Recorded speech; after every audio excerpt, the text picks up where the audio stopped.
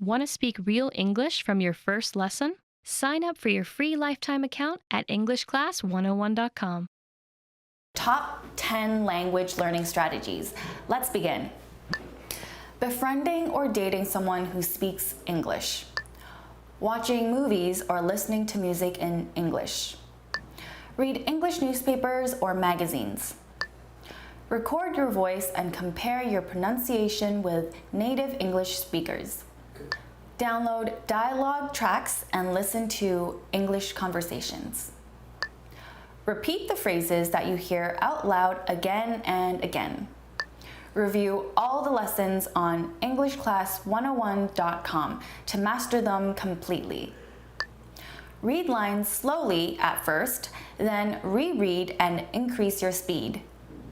Set small and measurable learning goals with your personal deadlines. Try harder lessons to challenge yourself and improve faster. 10 ways to stop translating in your head. Let's get started. Identify objects around you in English. The first way to stop translating in your head is to identify the objects around you in your target language. So if you're studying English, that means you look at the objects around the room, look at the things in your life. Don't think of them in your native language first. Think of them in your target language first. So if I look around the room, I see a computer, I shouldn't think my native language word. I should think my target language word. So start with the items and the situations in your everyday life. If I say computer in English, maybe I should say computer in Japanese. I should say not, water in English. I should say omizu in Japanese. So start associating the words in your target language with your everyday life now. So if you're studying English, that means start getting familiar with the things in your everyday life in English. Repeat phrases you hear native speakers use. Tip number 2 is to repeat the phrases that you hear native speakers use. So if you're watching this channel, for example, or you're watching a TV show or a movie, listen for the way that native speakers make those phrases. If you hear a phrase you have never heard before, or you hear an interesting combination of words, try to repeat them yourself. Don't just listen. Try to say them yourself. If you're in a public space and it's difficult for you to do that, fine. Practice in a place where you feel more comfortable. Maybe if you have some private space to practice. Just repeat them. Get your mouth used to saying the words the way that the speakers, the native speakers do. So if you never actually say words, if you're only taking in, if you're only listening and you're not actually producing the language, it's kind of hard to practice and to really hone your pronunciation, to improve your pronunciation. So when you listen to native speakers, try to repeat after them. So for example, if you're studying English, you can try to repeat after this video. You can repeat after the things I'm saying, because maybe I'm using an expression or I'm using a certain series of vocabulary words together the way a native speaker would. And it's maybe a good idea to try to practice the ways that native speakers put their words together. So try to repeat after native speakers, especially when you're looking at media, and you can do this when you're reading books too. You can try to read out loud interesting lines of books that you find, or something that maybe is difficult for you. Very nice practice tip. Make a situation where you can't escape into your native language. Make a situation where you can't escape into your native language essentially means immerse yourself. Of course, going to that country or going to a place where you can speak only that language is very difficult for some of you. Totally understand. But if in your life you can create a situation in your library, in your room, in your house, somewhere, for just an hour or, I don't know, maybe a day. I don't know what your schedule is like. But if you can create a situation or create an environment where you have no choice but to use that language and you cannot escape, meaning you cannot go back to using your native language as a crutch. You can't use the native language at all. It forces you to use the language that you're studying. So, of course, if you are lucky enough to live in the country or to live in a place where people speak the language you're studying, great, but you have to go out and interact with people. You have to put yourself in a place where you have no choice but to speak. It's very hard and it's very scary and it's very embarrassing at first, but if you take time to find places and to make environments that are comfortable for you, where you feel comfortable making mistakes and asking questions, it's very valuable for your learning process. This is actually something that I did. I totally did this. My Japanese wasn't very good for a long time, but then I started making friends who could not speak English. Actually, I just did this through finding hobbies. There was a hobby that I had. I joined a group. I joined actually a school where I could learn how to do that hobby. And everything was taught only in Japanese. And the people in my class only spoke Japanese, mostly. And then maybe we would go out for drinks and food late at night or on the weekends, and everybody spoke only Japanese. And if I couldn't communicate even simply in Japanese, I had no hope of keeping that friendship together. So it forced me to study. It forced me to think about the words they were using and to try to learn those words, those patterns, as well as how to produce them naturally myself. So I was learning the vocabulary words the people around me were using and learning how to apply them on my own. That was only possible because I had no escape in those situations. So try to do that, even if you can do it yourself in your house. It's super helpful, I think. Watch TV and movies in your target language without subtitles. Tip number 4 is to watch TV and movies in your target language without subtitles, So I think that watching with subtitles can be very beneficial. So if I'm watching something, or if you want to watch something with subtitles on, great. But I sometimes find that in my case, I think too much about reading the subtitles and I forget to listen. So maybe if you've seen a movie in your target language a few times with the subtitles on, try turning the subtitles off and think about the character's body language, the words they're using. You can always look that up later, look up the words you don't know in a dictionary, but try to do it where you're focusing completely on the way that people are using their words. Try not to use the subtitles. So kind of play around with it a little bit. If there's a word that's difficult for you to hear, you can actually turn on the subtitles in the native language of the movie as well. That's something that I've done. If I wanted to study Japanese, it's very useful when the actual words spoken in Japanese appear on the screen. Sometimes it's easier for me to catch a word if I see it visually and I hear it at the same time.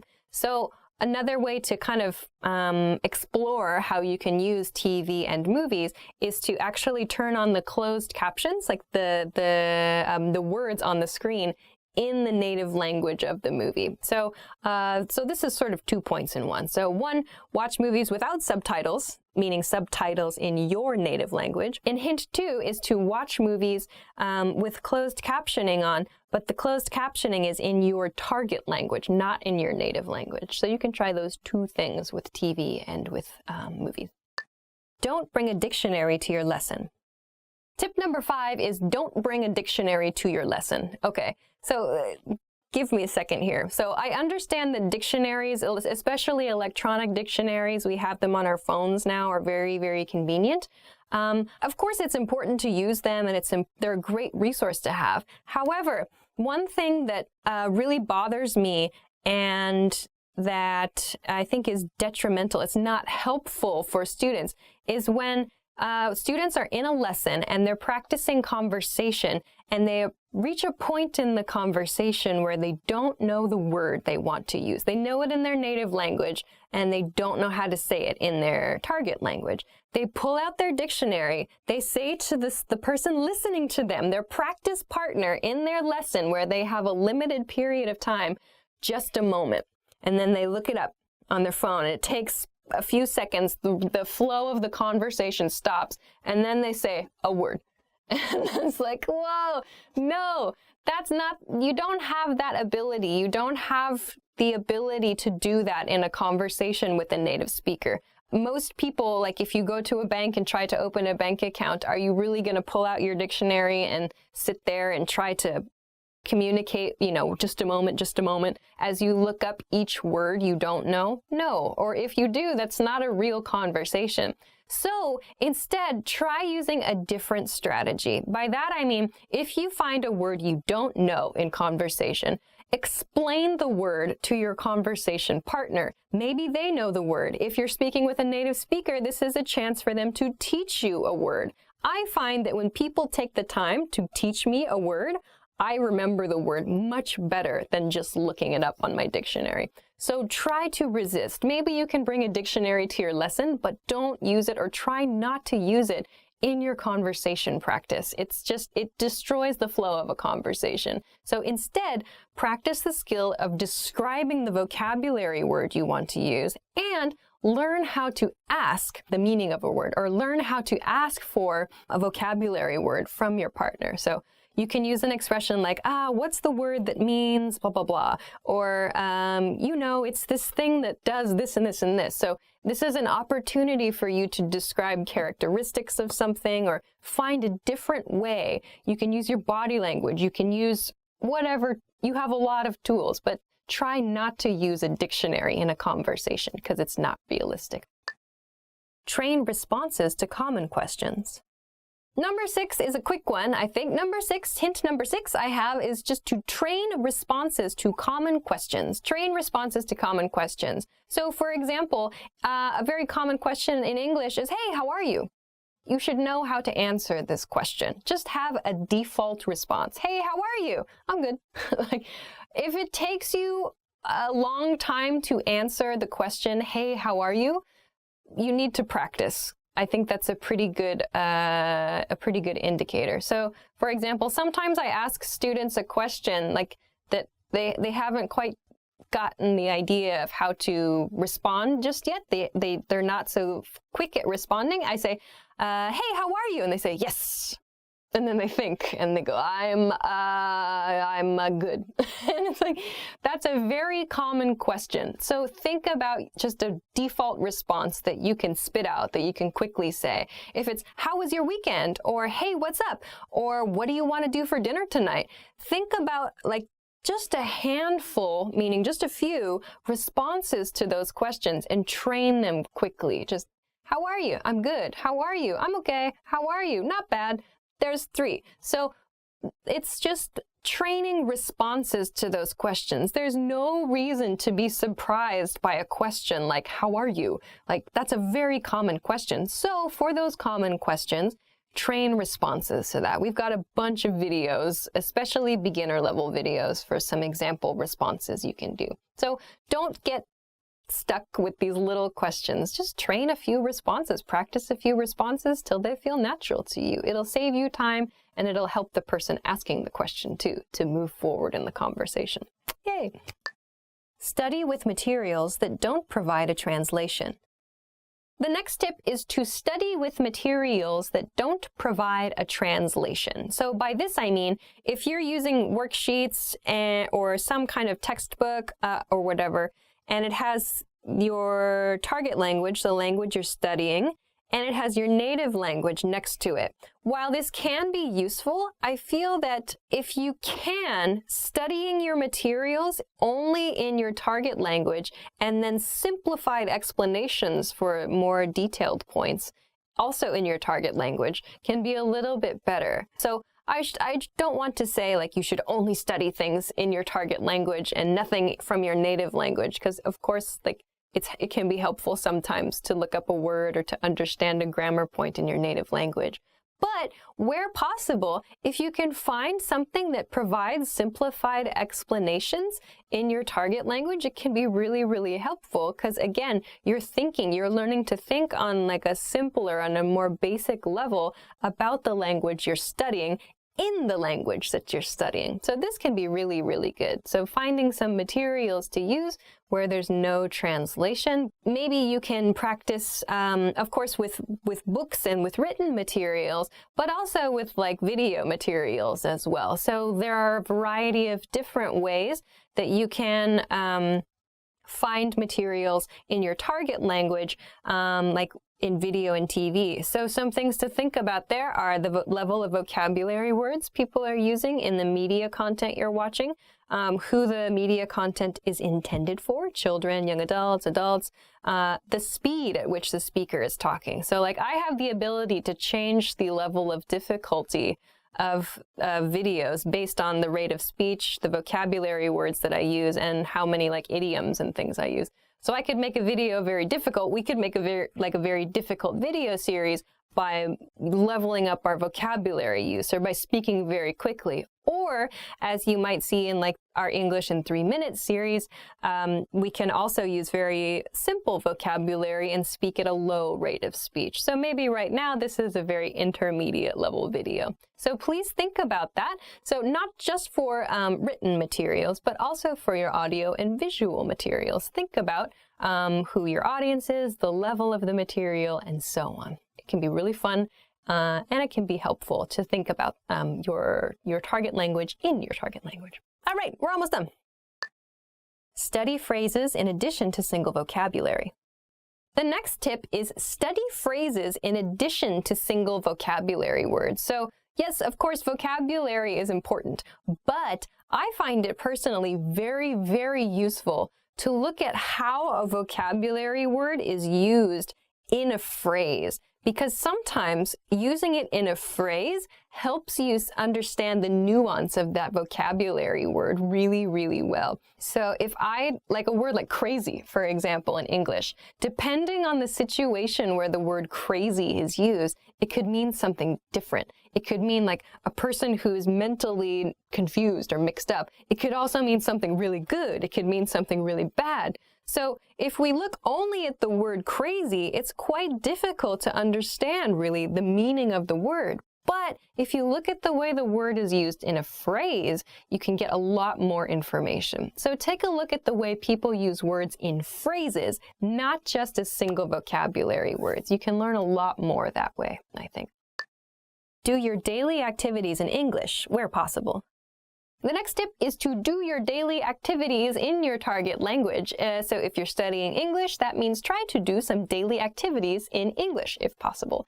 So this can be very, very boring stuff, but just think about it when you're doing the activity. So like right now, I'm filming a video for EnglishClass101.com, or I'm going to work, I'm cooking breakfast, I'm doing the laundry. What do I have to do tomorrow? So try thinking about your everyday life in English if you're studying English. Try thinking about your everyday activities, the people that you meet. What are you doing? So this is a way to help you practice your verbs. So if you don't know, if you're, you're doing something at work and you're like, oh my gosh, how do I explain what's the verb for, a picture? Like I want to blah, blah, blah, a picture. What's the word? You can check a dictionary at that point and go, it's draw. I need to use the verb draw for draw a picture. So you can find these little gaps in your everyday life, these little gaps in your knowledge, if you think about your everyday activities in your target language. If you don't think about it in your target language, you might not realize you have vocabulary gaps or phrase gaps here and there. So this is a really good and kind of funny, actually,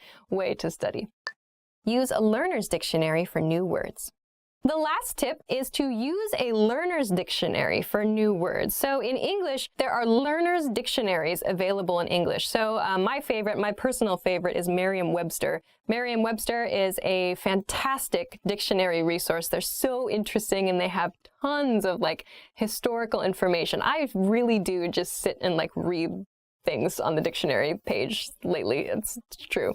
But of course, there's a definition, there's a meaning for words, there are example sentences for words, but Merriam-Webster also has what's called a learner's dictionary. If you find a word that you don't recognize, you can check it in a dictionary, in a learner's dictionary, and it gives you a simple explanation in simple English of that word. So instead of checking it in your native language, you can check it in your target language. So again, this helps you to understand the word that you're focused on, but you understand it from the language you're studying, not from your native language. So using a learner's dictionary can be really, really useful as well. All right. How are your English listening skills? First, you'll see an image and hear a question. Next comes a short dialogue. Listen carefully and see if you can answer correctly. We'll show you the answer at the end. A man and a woman are talking. What are they going to do first? What do you want to do today? I want to go see a movie. Okay, I want to watch the baseball game on TV. Also, I want to go shopping. The baseball game starts at 1 o'clock. Okay, so let's see the movie first, and then you can watch the baseball game. All right, then we'll go shopping in the evening. What are they going to do first?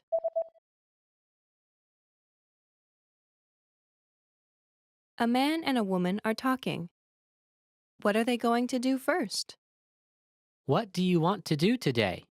I want to go see a movie. Okay, I want to watch the baseball game on TV. Also, I want to go shopping. The baseball game starts at 1 o'clock. Okay, so let's see the movie first, and then you can watch the baseball game. All right, then we'll go shopping in the evening. A teacher and a student are talking. When will the student go to the teacher's office? I didn't really understand today's class. I see. What was confusing? Several things. Do you have time now? Actually, I'm a little busy. Could you come to my office in the afternoon? I'll be there from 1 p.m. to 4 p.m. Okay, I'll be there at 2 p.m. When will the student go to the teacher's office?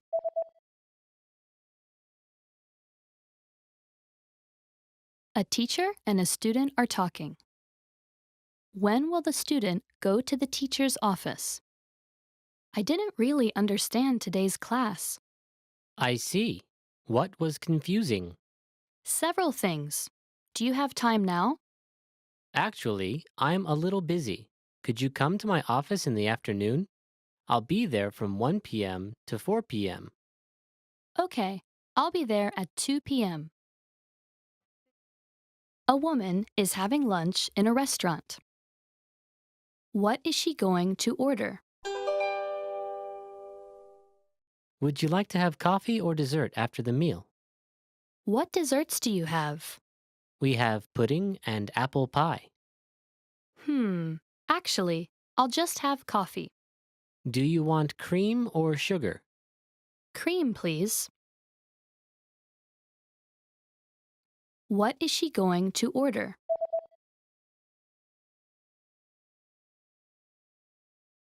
A woman is having lunch in a restaurant. What is she going to order? Would you like to have coffee or dessert after the meal? What desserts do you have? We have pudding and apple pie.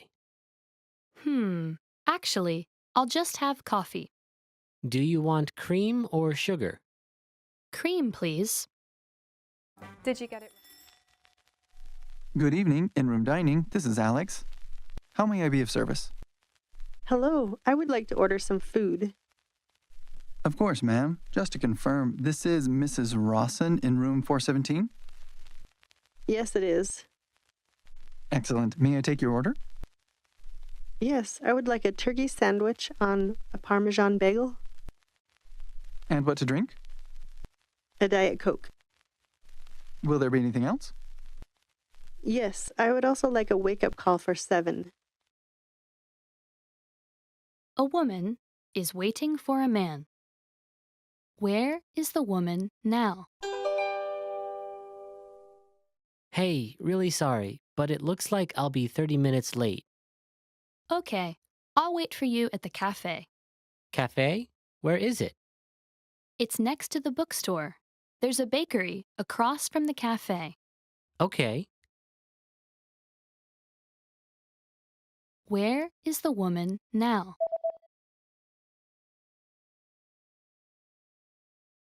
A woman is waiting for a man. Where is the woman now? Hey, really sorry, but it looks like I'll be 30 minutes late. Okay, I'll wait for you at the cafe. Cafe? Where is it? It's next to the bookstore. There's a bakery across from the cafe. Okay.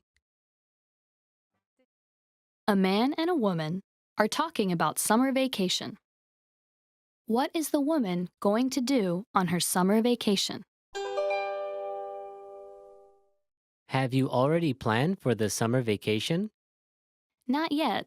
I'm thinking about going to the sea or the mountains. I'm going to the beach with some friends. We're going surfing. Sounds nice. Why don't you come with us? Wow, sure. Thanks. What is the woman going to do on her summer vacation?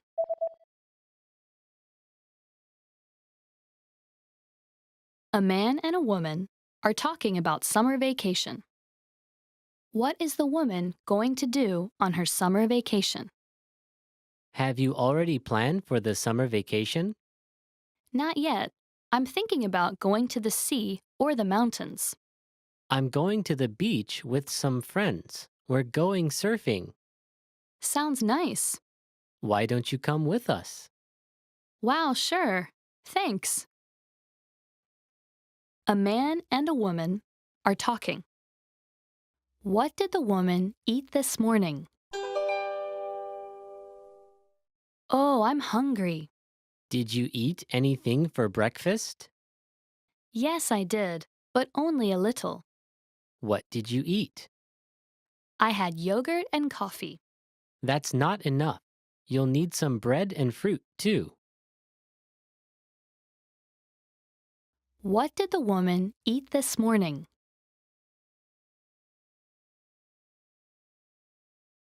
A man and a woman are talking. What did the woman eat this morning? Oh, I'm hungry. Did you eat anything for breakfast? Yes, I did, but only a little. What did you eat? I had yogurt and coffee. That's not enough. You'll need some bread and fruit, too. Did you get it? Did you forget our study date at 10 this morning? I'm sorry, Naomi. At 10, I was talking with my professor and couldn't get away. I'm sorry. I should have called. That's okay. So, how did the meeting go with the professor? It went fine. He gave me an extension on my paper and I can still take the midterm. How was your study group yesterday? Well, we were studying together during lunch when I noticed an old friend of mine from high school in the same cafe. My concentration quickly switched from class to catching up with my friend, so I didn't get much done. You've taken that class before, right? Yeah, last semester. I was always asking questions in that class because it was so difficult. Well, I was hoping that you could lend me a hand with my paper. I can't think of anything else to write. Sure, no problem. That is, if you can help me study for our history test. Sounds like a deal. Hi everyone, I'm Gabriella. How are your English listening skills? In this video, you'll have a chance to test them out with a quiz. First, you'll see an image and hear a question. Next comes a short dialogue. Listen carefully and see if you can answer correctly. We'll show you the answer at the end. Are you ready? A woman is in a department store. Which floor is she going to? Excuse me, where are the children's clothes? They're on the 5th and 6th floors. Do you also have baby clothes? Yes, they're on the 6th floor. We have a lot there. Thank you very much. I'll go and have a look there. Which floor is she going to?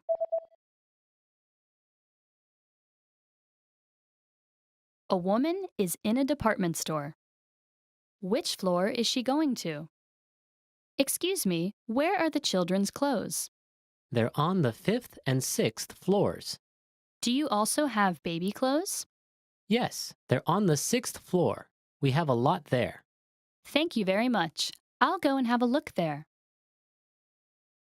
A woman is asking a store clerk something at a bookstore. Which book does the woman want to see? Excuse me, I'd like to take a look at a book on that shelf. Which book would you like? The one about cars. One moment, please. This one? Yep, that's right. Here you go. Which book does the woman want to see?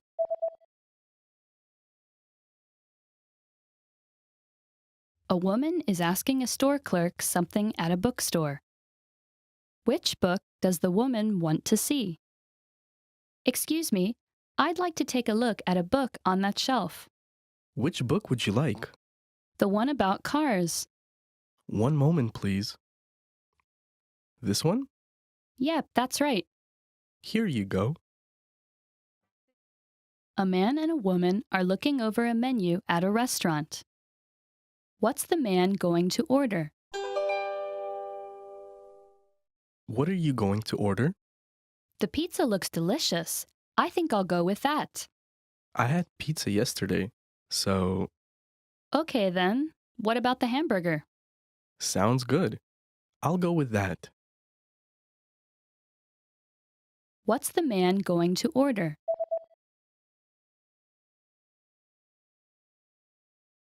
A man and a woman are looking over a menu at a restaurant. What's the man going to order? What are you going to order? The pizza looks delicious. I think I'll go with that. I had pizza yesterday, so Okay then, what about the hamburger? sounds good. I'll go with that. A man is calling the doctor's office. What time does he need to be at the doctor's office by? Hello, how can I help you? What time do you close today? We close at 6 o'clock, but please come in before 5:30. Okay. Thank you. What time does he need to be at the doctor's office by?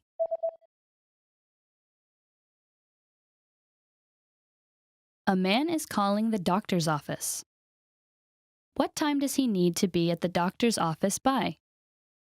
Hello, how can I help you? What time do you close today? We close at 6 o'clock, but please come in before 5:30. Okay. Thank you. Did you get it? Ma'am, may I have your first and last names? Melissa West. Thank you, ma'am. I have found your reservation. Here's the registration information. Does everything look correct to you? Yes, it seems to be correct. Excellent. Now, I will just need a photo ID for legal purposes. Will my passport do? That would be just fine, ma'am. Checkout is between noon and 2 o'clock. You may request an extension of up to 5 hours free of charge. What if I need more time? Then a late charge of 5% will be added to your bill. How are your English listening skills? First, you'll see an image and hear a question. Next comes a short dialogue. Listen carefully and see if you can answer correctly. We'll show you the answer at the end. A boy is reading from his journal. What was the first thing the boy did today? The weather was great today. I went swimming this afternoon at the pool. And I went to a movie in the evening. I also studied all morning. Today wasn't bad. What was the first thing the boy did today?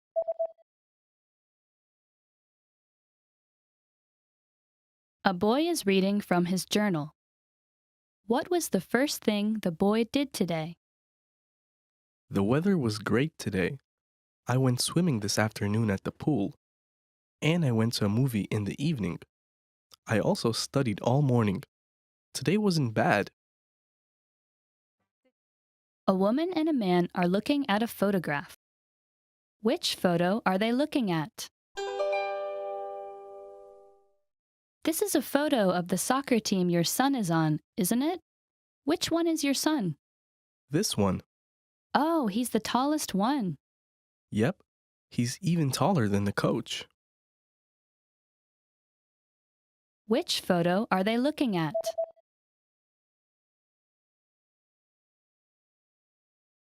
A woman and a man are looking at a photograph. Which photo are they looking at? This is a photo of the soccer team your son is on, isn't it? Which one is your son? This one. Oh, he's the tallest one. Yep. He's even taller than the coach. A man and a woman are talking. When are they going to see the movie? Why don't we go see a movie on Saturday? Yes, I'd love to, but I have to work a shift in the morning. What time will you finish?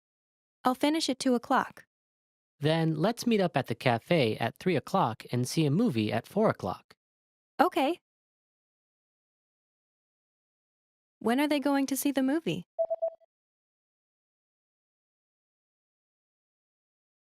A man and a woman are talking. When are they going to see the movie? Why don't we go see a movie on Saturday? Yes, I'd love to, but I have to work a shift in the morning. What time will you finish? I'll finish at 2 o'clock. Then let's meet up at the cafe at 3 o'clock and see a movie at 4 o'clock. Okay. Hi everybody, my name is Alicia, and today I'm going to talk about the correct use of the word only. Let's take a look at a few examples and see how moving the word only around in a sentence can change the meaning of the sentence. All right, let's begin. First, I want to define the word only and how I'm going to use it for this lesson. The word only for this lesson, we're going to look at it as an adverb. So an adverb which means a single case or a single instance of something. So there's nothing different, nothing more, nothing less. There's just this one thing, this one case of something. But I want to focus for this lesson on the importance of the position of only in a sentence. So one key to keep in mind when you use the word only, and this is a point for native speakers and for non-native speakers, we need to place the word only as close as possible to the word or to the phrase that it modifies. And by modifies, I mean only is connected to that phrase, only is changing that phrase in some way. And when I say place it as close as possible to that word, I mean before that word. It needs to come before the word it's changing, before the word it's modifying. So I want to show a few examples of how to do this, but I'm going to move the word only around in the same sentence. So let's take a look. I'll show you what I mean. Let's take a look at this sentence. The base sentence here is Sarah saw Michael at the park. A simple sentence. So there are two people involved, one action, in this case the past tense saw, and then a location at the park. But I'm going to use the word only here in a few different positions to show how much it can change the meaning of the sentence depending on where we place it. So the first example here I have is only Sarah saw Michael at the park. Here the word only comes before Sarah, so that means that these two words are connected. Only is modifying Sarah in this case. This sentence therefore means that Sarah, perhaps in a group of people or with somebody else, Sarah was the only person, the single person who saw Michael at the park. Maybe there were other people in the group she was with, but she was the single person, the only person who saw Michael. So only Sarah saw Michael at the park. That's the meaning with the placement of only before Sarah here. Let's look at the next sentence. Sarah only saw Michael at the park. So here, only is coming before the word saw. So in this case, it's modifying this verb, saw. This sentence, therefore, means that Sarah, the only thing Sarah did, her only action, was to see. She only saw Michael at the park, meaning no other actions happened. Sarah did not wave to Michael. Sarah did not greet Michael. Sarah did not throw something at Michael. Whatever. There was no other action. The only action, the single action, the sole action was that she saw Michael. Sarah only saw Michael at the park. So the placement before the verb gives us this meaning. Let's look at one more example. Sarah saw only Michael at the park. Here, only comes before Michael in this case. So the connection, the modification is happening here. Sarah saw only Michael at the park means she did not see any other people at the park. So this could mean that there were no other people at the park, or that maybe She just didn't see anybody at the park. So this sentence is a little bit tricky. It's a little hard to understand exactly what the writer wants to say, but it could mean that there were perhaps no people at the park, no other people at the park that Sarah saw. So she went to the park, she saw only Michael. There was only one person, a single person. It was Michael that Sarah saw. So placing only before, in this case, Michael, gives us this meaning. All right, one more sentence. Sarah saw Michael only at the park. So here, the word only is coming before this phrase, at the park, this location in this case, meaning that there was a single place where Sarah saw Michael. So Sarah did not see Michael at the supermarket. She did not see him at the store. She did not see him at school. She saw him only at the park. So there's a single location where she saw Michael. So these 4 sentences show us how much the meaning of a sentence can change depending on our placement of the word only. So it's important to keep in mind. Another thing that I've done throughout this lesson a little bit is I've emphasized with my voice the word that only is modifying. But I want to make one more point here. In speech, when actually speaking, we can stress words for emphasis and for clarity to make it very clear which word in the sentence we want to emphasize, which word we want only to modify. So for example, I can say only Sarah saw Michael at the park, or Sarah only saw Michael at the park. So with your voice, you have the ability to emphasize certain words and certain phrases in the sentences. However, in writing, it's not possible to do this, so correct placement of the word only is quite important.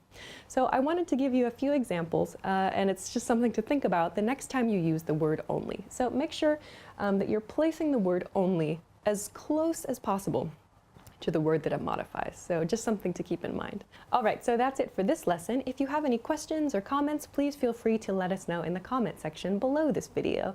If you liked the video, give it a thumbs up, subscribe to the channel, and check us out at EnglishClass101.com for some other resources. Thanks very much for watching this lesson, and I'll see you again soon. Bye-bye.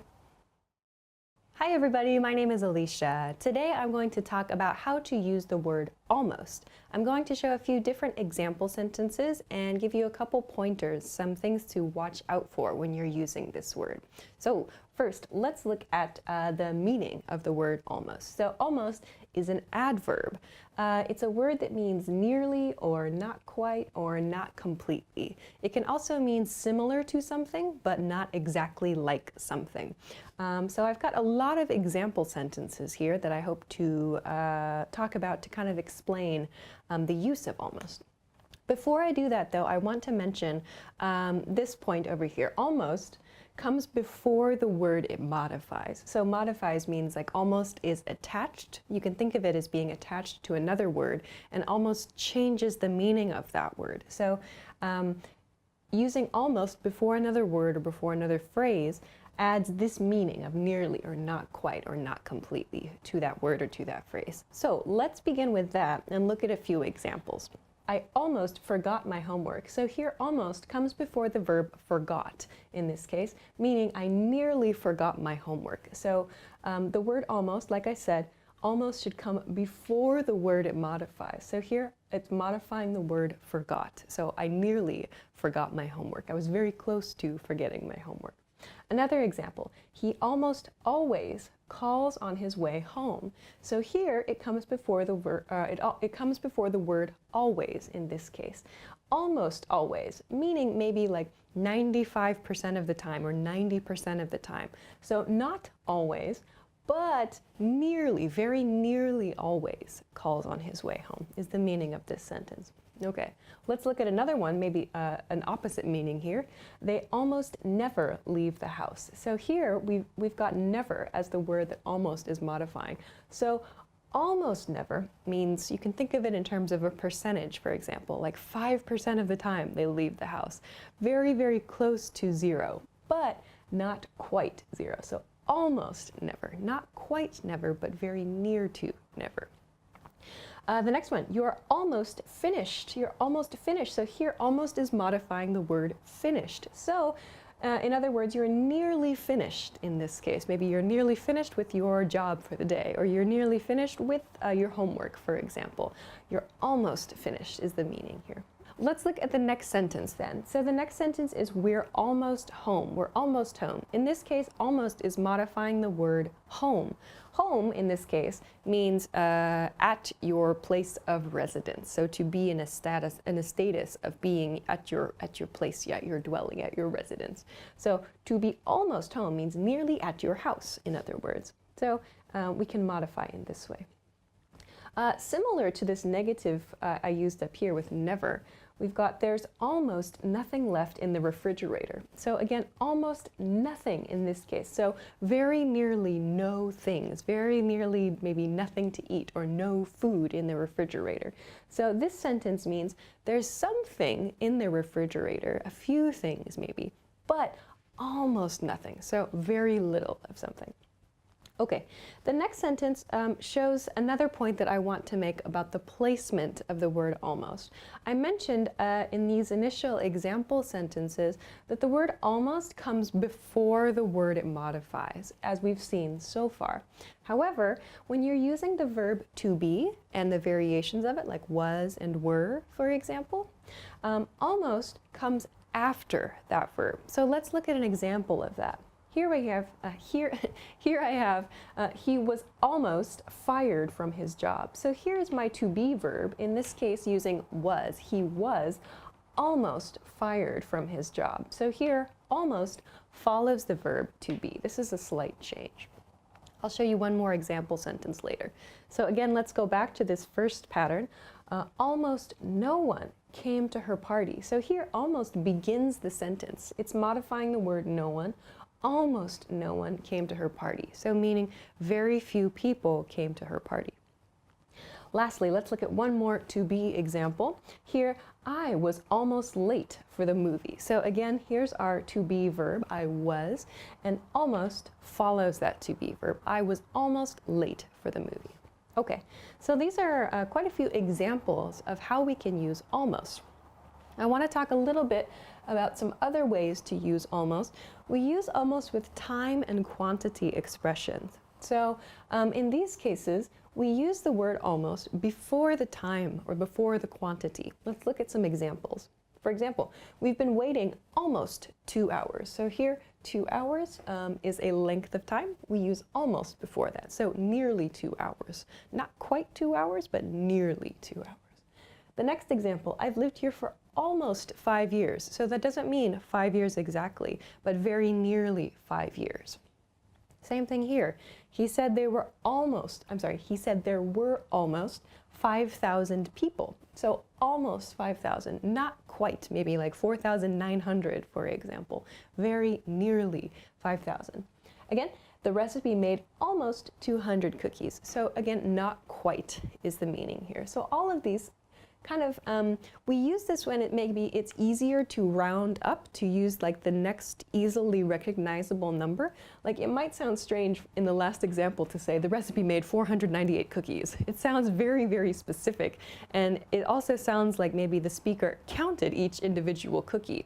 So sometimes that's really not reasonable, or it might just sound a little bit strange. So, or also it's just sometimes not possible to count exactly how many people or how many of something were in a situation. But using almost, we can make a guess sometimes. So this is quite a useful thing for time and quantity expressions. Okay, so as we've seen so far in this lesson, we can use always with words like always and never. I used it over here. For example, he almost always and they almost never. So just keep in mind that these have very, very different meanings, kind of opposite meanings. So I almost always means very nearly always, and almost never means very nearly never, but not quite. Same thing with all or nothing or no. So I used an example here. There's almost nothing, for example. So here, it means very close to zero. If I used almost all, like almost all the people were happy, it means very nearly everybody as well. So you can kind of see a pattern here, and the same one is we can see here at the end, everyone and no one. It's like extreme, so like 100% versus 0% of something. So all or nothing, everyone or no one. We can use almost to show that we are very near to these levels, but not quite at these levels. The last thing I want to mention in this lesson is a word of caution. Just be careful about where you place almost in a sentence because it can really affect the meaning of the sentence. So here, let's look at two very similar sentences. 1, he almost told his boss all the secrets. And 2, he told his boss almost all the secrets. These are very different sentences, but they seem very similar. Here, I've used almost before the verb told. So almost is modifying the word told here. He almost told his boss all the secrets, meaning he very nearly told his boss all the secrets, but he did not. He did not. So here, almost modifies this verb, told, meaning the action itself. He almost did this action, but he did not do the action. In this sentence, however, he told his boss almost all the secrets. Almost, because of its positioning, is modifying the word all. He told his boss almost all the secrets, meaning he told his boss very nearly everything, all of the secrets. So maybe like 95%, 90 to 95% of the secrets he told his boss. So the action happened. He did tell his boss, but he didn't tell everything in this case. So please keep this in mind. Your placement, the place in the sentence where you use the word almost, can create very, very different meanings. So remember this point here. Almost should come before the word it modifies. So when you're writing and when you're speaking, you should think carefully about this. Also remember, when you're using the verb to be, almost should come after that verb. Finally, when you're speaking, as I am right now, we do have the ability to use our voices. We can emphasize key words. We can stress them with our voices to make it clear which word we want to emphasize. However, we can't really do that in writing. So it's really important to consider, to think about where we place the word almost when we're writing. So I hope that this lesson was useful for you. If you have any questions or any comments, please feel free to let us know in the comment section below this video. If you liked the video, give us a thumbs up, subscribe to the channel, and check us out at EnglishClass101.com. Thanks very much for watching this lesson, and I will see you again soon. Bye-bye. Hi everybody, my name is Alicia. Today I'm going to talk about the difference between which and that. Which and that are both relative pronouns, but a lot of people confuse the two. So let's talk about how to use them. Okay, first, a quick overview. Which, first, we use which in what are called non-restrictive relative clauses. We use that, on the other hand, in restrictive relative clauses. So before we continue, let's talk about the difference between non-restrictive clauses and restrictive clauses. The difference here, a non-restrictive clause, first of all, where we use which, is a clause that does not have information essential to understanding the noun it is connected to. I'll show you some examples in just a minute. A restrictive clause, however, is a clause that has information essential to our understanding of that noun. So we need the information in the restrictive clause to completely understand the noun or the noun phrase it is attached to. A non-restrictive clause is sort of extra information. We don't need the information to understand the noun or the noun phrase. It just provides some more information. So let's take a look at a few examples of this. The first example I have is rather extreme, but it's just to show the differences between these two. First, the school that I parked my car next to is dangerous. So here my noun is school. Here I've got the relative pronoun that. I have the school that I parked my car next to is dangerous. I've used that here because my clause is a restrictive clause. I need this information. The school that I parked my car next to is dangerous. If I remove this, the school is dangerous, the sentence is correct. However, the meaning changes. The key here is that I parked my car there. So I want to explain that specifically the school that I parked my car next to, this school in particular, is dangerous. So that shows us that it's a restrictive clause. We have to use that in this sentence because the information is essential to our understanding. In this sentence, however, the school, which has a tennis court, is dangerous. I've used which. So which is a non-restrictive, is used in non-restrictive clauses. This shows us it is extra information. The school has a tennis court. Do I need to know this information? No, it's just extra information. If I remove this clause, the school is dangerous, the root sentence, the basic sentence, stays the same. This is just extra information. It doesn't necessarily tell us essential information about the situation. So we use which to show that. It's a non-restrictive relative clause. As I said, this is a rather extreme example. So let's take a look at something that's a little bit more complex. Okay, let's look at the next two sentences. First, the car, which I bought last year, is already having trouble. And the car that I bought last year is already having trouble. These are very similar sounding sentences. However, our choice of which or that, as well as the commas, which I'll talk about later, have changed the meaning. So there are a couple key differences here. One, by seeing that in the first sentence that we're using a non-restrictive clause here with which, we see the car which I bought last year. This shows us that this is extra information about the car. Here, however, we see that this is essential information. The car that I bought last year is already having trouble.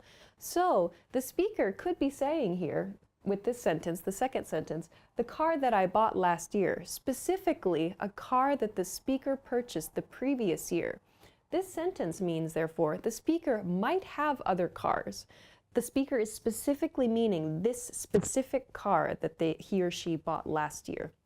In this sentence, with the non-restrictive clause, we don't have the same nuance. The car, which I bought last year, is just extra information in this sentence. So here, the car that I bought last year, this is indicating a specific car. This one, with the non-restrictive clause, it's just giving us extra information. So the speaker may or may not have another car.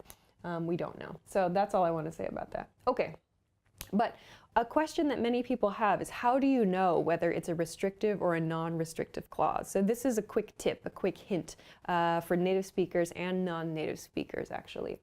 Is it restrictive, non-restrictive? How do I know? To do that, remove the clause. Just take the clause out of the sentence. Is the meaning of the sentence the same? Is the sentence still grammatically correct? Is it okay? If yes, if the sentence is okay, the meaning is the same, it's a non-restrictive clause. If no, if the meaning changes, if you lose some key information, it is a restrictive clause. So this is a quick hint. If you're not sure whether to use which or whether to use that, try this test, this quick test. Just take it out and see if the meaning changes. The last thing I want to talk about here is the use of commas. So you'll notice I used commas throughout this lesson, and also when I was reading, they kind of create a natural pause around this extra information. But when do you use them? We should use commas around non-restrictive clauses. So you can see I used them here and here in the example sentences. We use commas around non-restrictive clauses only. Again, this lesson, comma, which is being recorded, comma, is about which and that. So when you're reading, it creates a natural pause. So the reader knows there's going to be like extra information there. The reader can understand through use of these commas. However, do not use commas around restrictive clauses. For example, the lesson that I just taught was about how to use which and that. This is a restrictive clause. So I mean specifically this lesson that I just taught was about how to use which and that. I should not include commas here because I'm not including any extra information. All of the information is essential. It's the same with all of the other example sentences I used in this lesson. There are no commas included because all of the information is essential. The reader needs to understand everything in one piece. You can think of it that way. Okay. So that's an overview of the differences between which and that, restrictive clauses as well, and a couple of comma tips too. So I hope that this was a useful lesson for you. If you have any questions, of course, please feel free to let us know in the comments. If you liked the video, give us a thumbs up, subscribe to the channel if you haven't already, and check us out for more good stuff at EnglishClass101.com. Thanks very much for watching, and I will see you again soon. Bye-bye. 10 ways to report speech. Let's go. Say. The first word is say. Say as a verb. Say is a very neutral word you can use to report someone's speech, to explain something someone said in the past. So, for example, he said the barbecue was canceled. Just a simple neutral report. Tell. The next verb is tell. Tell is used when one person is giving information to another, to tell someone something they did not know before. Don't say, tell me your phone number, that's weird, but like, can you tell me where the station is? Can you tell me where to buy a hamburger? Can you tell me where to pick up my new car? Like, so giving someone information they don't know, or on the other hand, explaining something one way to another person. So don't tell me what I can't do is a very good Lost reference if you've ever watched Lost. So tell. Another example sentence, my boss told me I was doing a good job.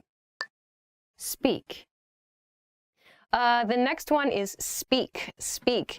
So we use speak when we're talking about language ability, like I speak English, I speak Japanese. We can use speak in the past tense to report something, but it usually sounds a little more formal. So like I spoke to my boss about, or I spoke to my parents about, or I spoke to my boyfriend or girlfriend about, blah, blah, blah. That using speak instead of talked makes it sound a little bit more formal. So you can use speak, but it's going to sound polite. In a sentence, my colleague spoke with me about an upcoming project. Was like, okay, the next one, the next two actually are very, very casual expressions. So when you're speaking with friends and you're kind of talking about a quick, maybe somewhat emotional conversation, you will hear native speakers, especially Americans, perhaps this is unique somewhat to Americans, use the phrase was like. I was like, he was like, she was like. This is a very casual way to report speech. And you'll hear it often very, very quickly together. So someone will say, I was like, what? And then she was like, no. And then I was like, yeah. That's the kind of pattern you'll hear it in. Very, very quick ways to report speech, but the subject changes. I was like, he was like, she was like, we were like. This is a way to share what happens quickly. Instead of I said, he said, she said, which might sound a little too formal, we can use I was like, he was like to do that instead. So this is a really fun one. And if you can use this naturally, I think that it'll really help you sound more natural too. So in a sentence, and then he was like, I love that movie, was all. The next one is also similar to was like. We have the expression was all. So was all, don't worry about all. All does not have the meaning of the whole of something or a complete something. Instead, was all, this set phrase, is used to report speech. Usually this one is used when there's some kind of emotional aspect to your conversation, or it's a little dramatic or maybe a little exciting. We use it the same way as was like, in that very, very quick style of speaking. And then he was like, and I was all, and then she was like, and I was all. We use those together, but I was all has a little more emphasis. I feel I tend to use it when I want to express a stronger emotion. And I was all, no way, or and I was all, what? So you can use it for those very like surprised emotions or maybe angry emotions. Was like and was all are both used in very casual situations. So, in a sentence, and I was all, oh my God, me too. Talk. The next word is talk. So, talk, similar to say, is a fairly neutral verb when reporting speech. You'll use it in a situation where someone is giving new information to you, but maybe it's a two-way conversation. So for example, we talked about blah, blah, blah for a topic, or my boss talked to me about blah, blah, blah. So maybe new information is being exchanged, but the conversation is two-way. There are multiple participants. With tell, it's like the nuance is sort of one person is reporting information, giving information.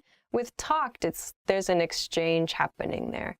So keep in mind when you use the word talk, you will say either I talked to or I talked with someone. And then you'll usually have a topic. So I talked to my friend about blah, blah, blah.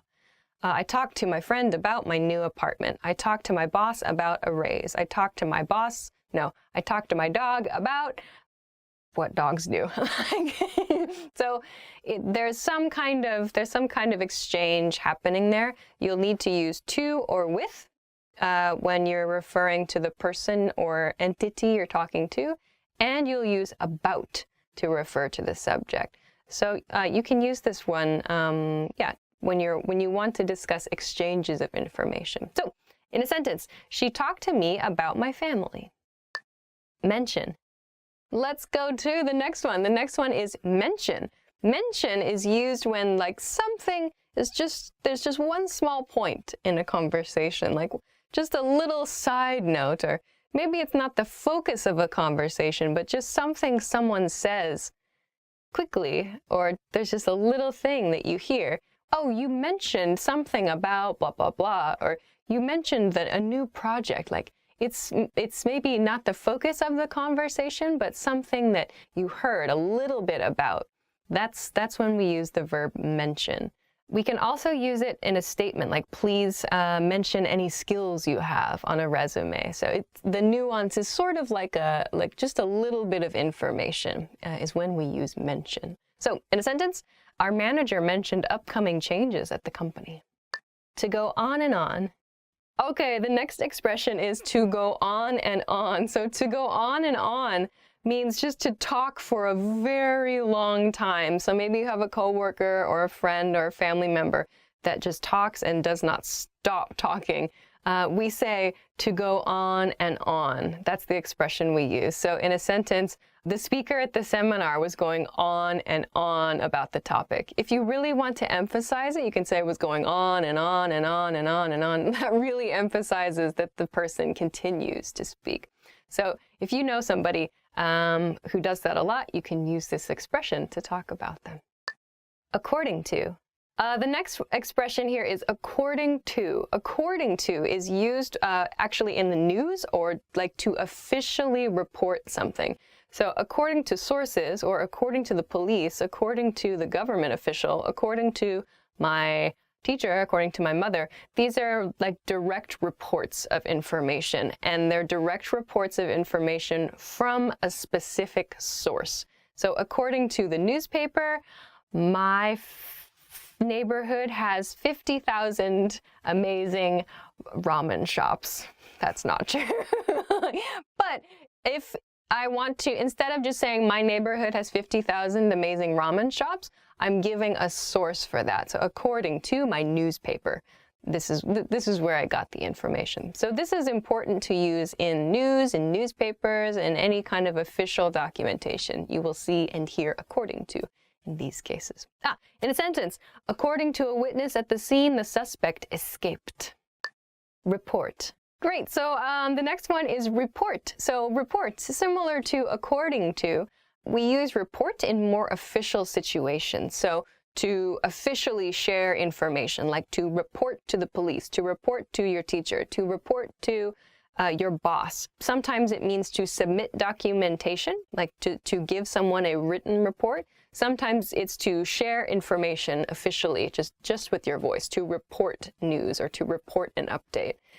So when you want to give official information, we'll use the verb report. So in a sentence, sources in the area report that the accident was not serious. Thank goodness. All right. Top 10 must-know phrases for the restaurant. Let's get started. A table for 3, please. A table for 3, please. You tell them the number of people that you are total so that the host can bring you to an appropriate table. A table for 2, please. A table for 5, please. Could I please see a menu? Could I please see a menu? Usually, menus are given to you as soon as you sit down at your table. But if that's not the case and you need to ask, this is a polite way to do it. Could I please see a menu? I'd like to try this dish. I'd like to try this dish. When looking at a menu, hopefully you'll find something you want to eat. I'd like to try this dish. Could you leave out the onions? Could you leave out the onions? If there's an ingredient in the dish that you're ordering that you don't want, you can always ask the waiter if it could be prepared without that ingredient. So for example, I might say, could I get the burger but with no cheese? Could you pass the salt? Could you pass the salt? When you're at a restaurant, especially if you're at a big table with a lot of people, you might not always be able to reach things. So you would ask, could you pass me the salt? Could you pass me the ketchup? Could you pass me another napkin? Waiter, waiter. A waiter is someone who takes your order and brings you food. In America and in many other Western countries, it's more polite to call a waiter to your table by simply saying, "Excuse me?" Or if you see another waiter walking by, but it's not your waiter, you can always say, "Excuse me, if you see our waiter, could you please let them know to come to our table?" Is there any dairy in this dish? Is there any dairy in this dish? This is something you would say if you have a dairy allergy, a dairy intolerance, or you just don't like dairy. You're asking the waiter about the ingredients in a particular dish. I do this all the time. Is there any cheese in this? No? Okay. And if there is an ingredient that you don't want, for example, onions, you could say, "Are there any onions in this?" And the waiter might say yes. And if you don't want it, you could always request, "Could you leave out the onions? Could you prepare it without the onions, please?" Can we get separate checks? Can we get separate checks? This is actually something that's very common, especially in America. If you might go out with a group of friends, or even if you're on a date, sometimes you might want to get separate checks, pay for your own things. That way, you can all pay separately just for what you yourself ordered, and you won't have to worry about owing each other money or calculating off a big, huge bill. Are there any specials today? Are there any specials today? A special at a restaurant is a dish that isn't usually on the menu. It's something that's special, but it's a special that the chef is offering that day or that week or that month. So sometimes if you don't see what the specials are, you'd ask your waiter, "Excuse me, are there any specials today? Could we have the bill, please? Could we have the bill, please?" This is how you request that the check or the bill comes to your table. "Could we get the check, please? Could we get the bill, please?" You're asking this to your waiter, who will then bring you the check and you can pay. About 10 words that you can use at a bar. Let's go. To buy a round. The first expression is to buy a round. To buy a round means to buy a round of drinks, essentially. A round of drinks means one drink for everyone in your group, one drink for everyone in your party. By the way, the word party is used to mean group at a bar or restaurant. The number of people in your party is the number of people in your group. So to buy a round means to buy a drink for everybody. In a sentence, our boss began the party by buying everyone a round. In a different sentence, you're buying the next round. On the rocks. The next expression is on the rocks. On the rocks is a way to order a drink. When you say on the rocks, it means your drink on ice only. So rocks are the ice in your glass. So you can imagine the ice, the pieces of ice in your glass, the ice cubes or an ice ball, these are like rocks. So saying, "I'd like whiskey," for example, on the rocks means just whiskey. Served over ice. That's what on the rocks mean. So in a sentence, "I'd like a gin on the rocks." Straight up. The next expression is straight up. So a straight up drink is different from an on the rocks drink. A straight up drink is chilled with ice, but it's strained. So there's no ice in the drink, but it has been chilled with ice. So a straight up drink, there's nothing else in the glass, but it is a chilled drink. In a sentence, "I'd like a martini straight up." Some people use the words straight or straight up, but they mean neat, which is the next word we're going to talk about. So keep in mind, straight or straight up means chilled. That's one of the key points here. So yeah, a martini straight up is a chilled martini. Neat. So the next expression is neat. To order a drink neat means the drink is not chilled and there is no ice. It's just the alcohol. It's just the liquor. There's nothing special about it. A neat drink is only the drink. That's it. Nothing happens to it. So in a sentence, "I'd like a whiskey neat." Pint. Half pint. The next expression is really two expressions. These are words you use when you order beer. They are pint and half pint.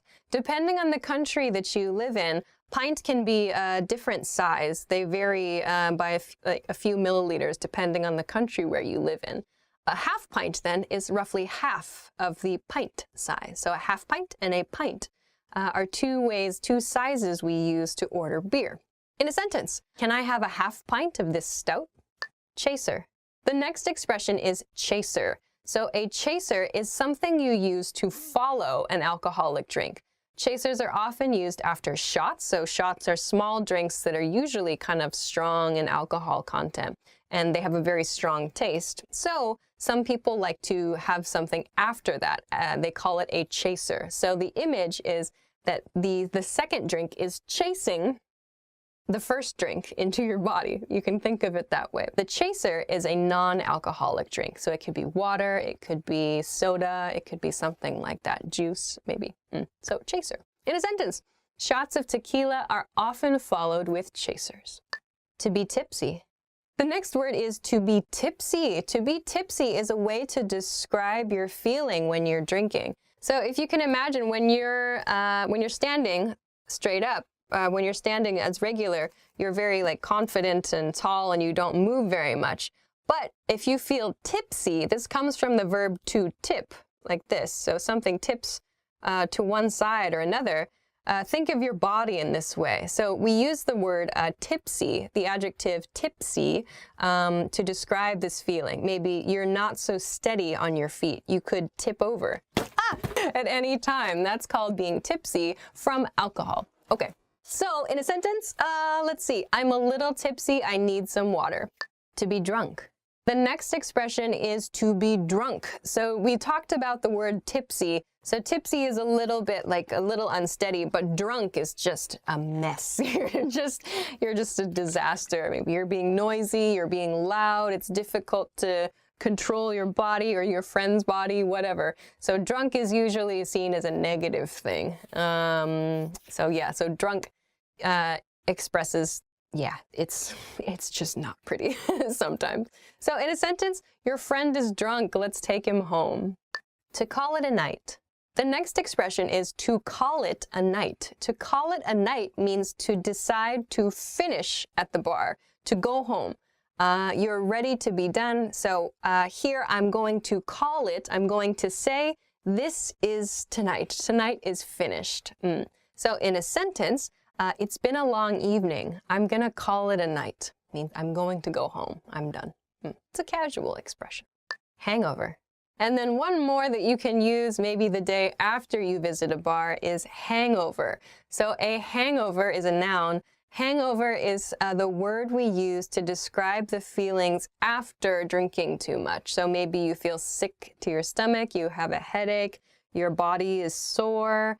There are a number of different feelings you might have when you feel hungover. To be hungover is another way to say it. But when you have a hangover, it usually doesn't feel very good. In a sentence, I have a hangover today. I'm not going drinking tonight. About the top 25 English phrases, so let's get started. The first phrase is hello. Hello, of course, is used as a greeting. You can greet your friends, you can greet your coworkers, your family with this phrase just by saying hello. Hey, hi, what's up? Hello. Sup? Yo. Pretty much any time of day you can use hello. Hello. The next phrase is good morning. Good morning is used as a greeting in the morning. You can kind of feel when morning ends for you. Good morning is nice and polite. Or even just morning with your close friends or close coworkers. The next phrase is good night. Good night is fine. We don't use this to greet other people. We use it when we're saying goodbye to other people at night. Family members, particularly mothers and fathers, to say good night to their children before they put them to bed. You can say it to your friend in a text message or in an email if you've been talking for a while. Good night. So the next word to talk about is goodbye. Use it when you say goodbye to your friends, when you leave your friends. Goodbye. Bye, of course. Take care. Have a nice day. Peace out. That's another way to say goodbye. Okay, the next phrase is I'm plus your name. Of course, this is a way to introduce yourself. You can use I'm, in my case, Alicia. I'm Alicia to introduce yourself in any situation. New friend, I'm Alicia. Okay, the next phrase is what's your name? What's your name is used to ask someone else what their name is. So, what is your name sounds a bit Try to use what's your name. If you forget someone's name, you can say, sorry, what's your name? Or sorry, what's your name again? Next phrase is nice to meet you. Nice to meet you anytime you meet someone new. Nice to meet you is fine. Good to meet you is a little more casual. Great to meet you sounds very excited. Pleasure to meet you sounds like maybe a formal situation or a business context. Okay, the next phrase is how are you? How are you is just a friendly way to check in with the other person. You can use it with friends, your family, your coworkers, maybe even your boss to a certain degree. How are ya? How you doing? The next phrase is I'm fine, thanks. And you? If you saw English in 3 minutes, we talked a lot about this phrase. Instead of I'm fine, thank you, and you, say I'm good, thanks. How are you? Just shorten it, make it a little bit more natural. How are you? Good. How are you? Great. How are you? Not so good. How are you? Okay. And so on. So when someone says, how are you? I usually say, I'm good. This week, I blah, blah, blah. Give some information about what you've been up to. Maybe a hobby, something that you did recently, an event, something interesting you saw, whatever. People want to make that connection with you, and it's a good chance for you to continue speaking. The next word is please. Please is a polite phrase used when you want something from someone else. You can use this as a response when someone offers you something, like in a restaurant, for example. Would you like more water? Would you like something to drink? Oh, please. The next phrase is thank you. Thank you is used to express your appreciation. You can use thank you with everybody. The next phrase is you're welcome. You're welcome. When someone says thank you, you can say you're welcome. No biggie. I use no biggie, as in no biggie is short for no big problem. The next word is yes. Yes, of course. Yes means is any positive expression. Someone asks you a question and the answer is a positive answer. You say yes, yep, yeah. Oui. No. Next, I'm guessing I know it. Yep. The next word is no. No is a negative response to something when you have to give a negative answer. So as you can probably guess, the long form of no is negative. I like to use nope. It's very, very casual. Not gonna happen. My parents would use that with me. To soften that a little bit, if you want to show a negative response to something, like let's go out for dinner tonight. What do you want to do? Like, do you want to go out? Not really. No, I don't think so, to soften it. The next word is okay, okay. This word comes from copy editors. Okay, when they had to check a manuscript, they had to label the manuscript all clear, AC, but because they were copy editors and they have a very, very sick sense of humor, they thought they would mark it okay for all clear to make a joke because O and K do not start all and clear, but it caught on among everybody in the world. Anyway, okay is used to agree with somebody else. Well, it can be used actually to express a positive or kind of a slight negative, I feel. Transitioning in your conversation, you can say, okay, now we're going to talk about blah, blah, blah. Okay, the next phrase is excuse me. Excuse me, it's used to get someone's attention in English when you don't know the other person. For example, in a store, a supermarket, maybe a stranger on the street, you need to ask directions. You can use excuse me. You can use excuse me in the supermarket. Excuse me, can you tell me where the hot sauce is? If you've done something rude in public, you can use excuse me. I personally do not do rude things in public ever. I'm sorry is the next word we're going to talk about. I'm sorry is used to apologize when you have made a mistake or someone you know has made a mistake and you're connected to it, or you just feel bad, you can use I'm sorry. You made a mistake at work. I'm sorry. You forgot to feed your cat. I'm sorry. Sorry about that. You bump someone next to you. Oh, sorry. What time is it is the next phrase when you need to check what time it is. What time is it? When you ask someone else what time it is, maybe you say this to yourself too. Check your watch, check your phone, check a clock. Pretty straightforward phrase. There aren't really any short versions, so that's an easy one. Where is the plus a location. So you can use this for a building or a store. We're not going to use this where is the for a place, a city name or a state name or a country name. To do that, you would need to remove the. But where is the bank? Where is the post office? You can use this to ask directions, to ask for help in your house or at work.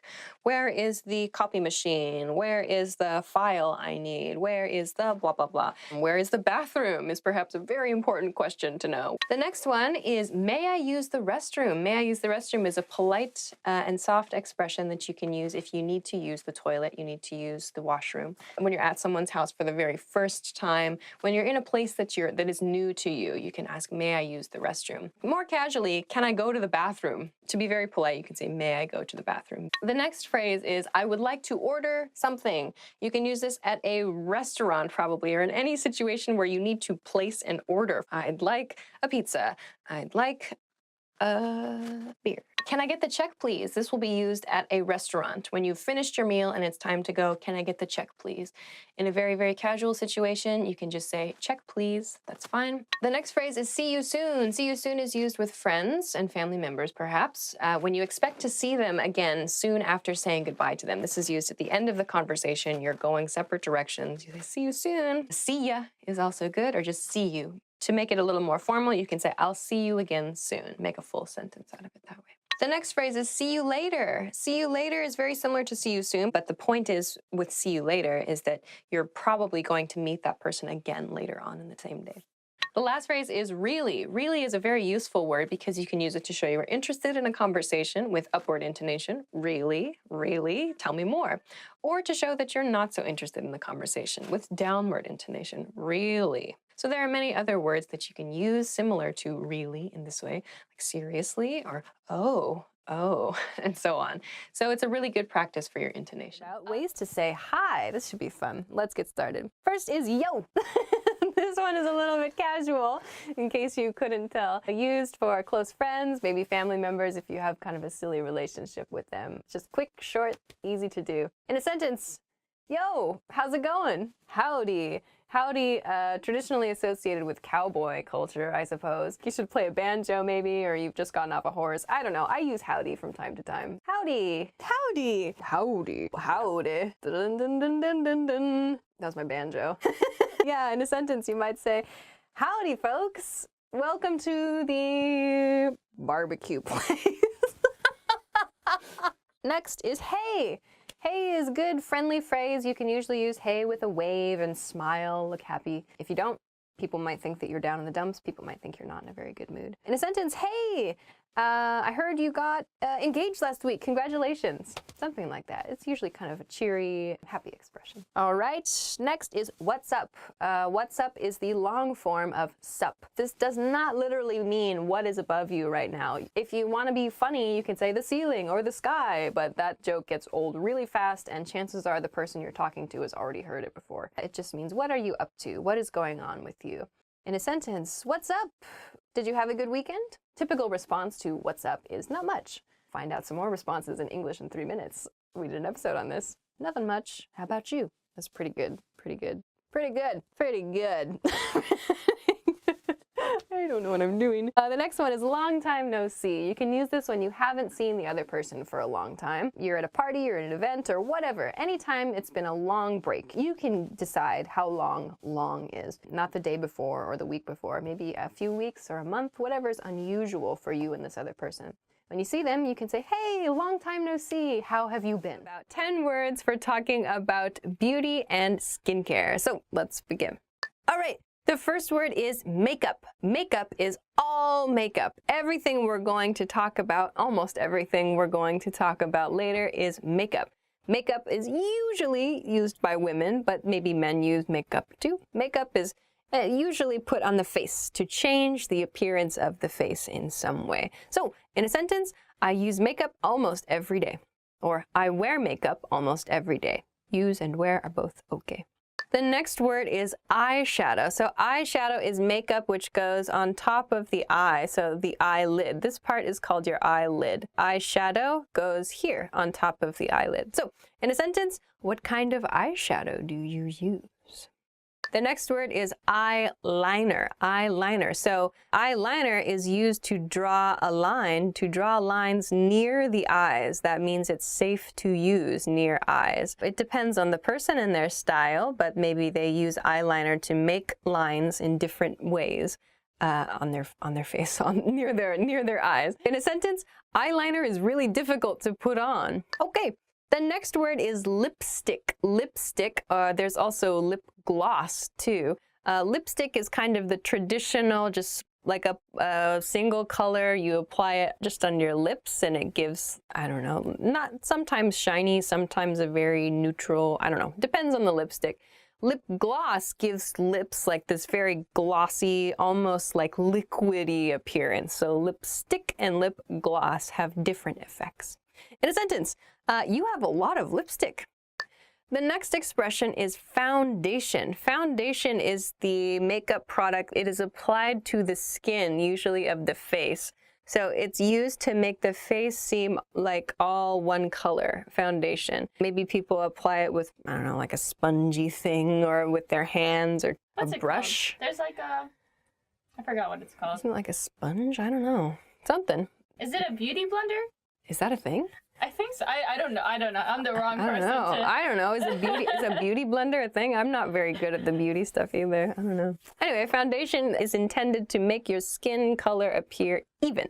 Foundation. So it's called foundation because it's like the base, the foundation for the rest of your makeup. So the foundation is the kind of the basis. So once your skin color is all correct and the same, then the other parts, we can fix the other parts. That's my theory anyway. In a sentence, there are a few different types of foundation. All right, the next expression is blush. Blush is usually applied on your cheeks and it's like a pink or red color. It gives the appearance of blushing. So when we feel embarrassed or maybe we feel excited, our cheeks might turn red. So blush is makeup, which creates that effect of blushing. This is usually a pink or red color to simulate, to make it look like you're blushing, even if you're not really. In a sentence, do you wear blush? The next expression is bronzer. Bronzer. So we talked about blush, which is supposed to give your skin the appearance of being pink or blushing.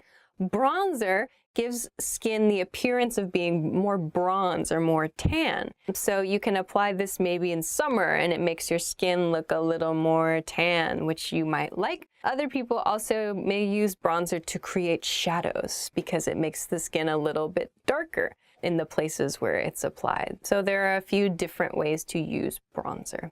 In a sentence, bronzer is nice in summer.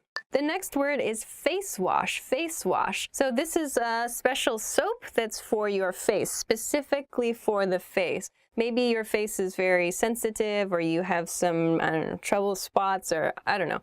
There's a specific wash you use for your face only. In a sentence, a good face wash is important for clear skin.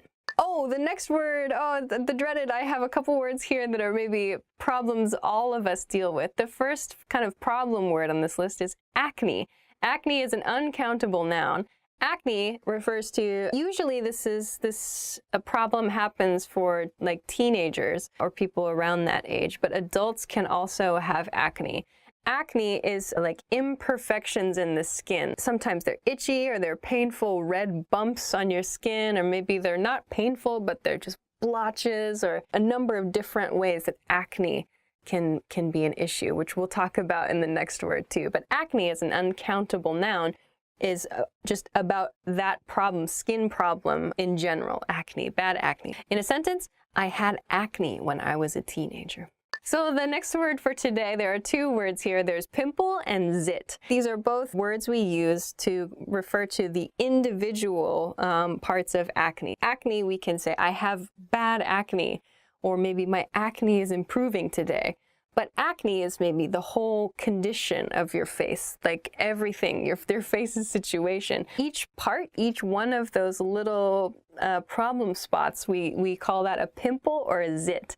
The difference, pimple sounds a little bit smaller usually. Zit sounds a bit bigger and maybe more painful.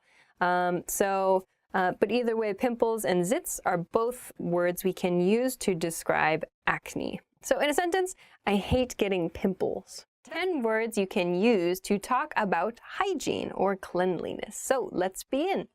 To wash your hands. The first expression is to wash your hands. To wash your hands is with soap and water in the restroom somewhere. So wash your hands before cooking or wash your hands after using the toilet, for example. In a sentence, wash your hands after using the bathroom. To shower. The next expression is to shower, or maybe you prefer to take a bath. So to shower is usually standing up, though you can do it sitting down depending on the country you live in, I suppose. To shower is that, yeah, the water just hits you continuously. To take a bath is you sit in the bathtub. You sit down and you are surrounded by water. That is a bath. Surrounded by water. Sitting down surrounded by water in your home on purpose is a bath. If it's not on purpose, you should probably call a plumber. Because that is not a bath, that is an emergency. Ooh, all right. In a sentence, I shower every day, or I love taking a bath every once in a while. To brush your teeth. The next expression is to brush your teeth. To brush your teeth. So with a toothbrush, usually in the morning, maybe at night as well, you brush your teeth, you clean your teeth. In a sentence, make sure to brush your teeth in the morning. To style your hair.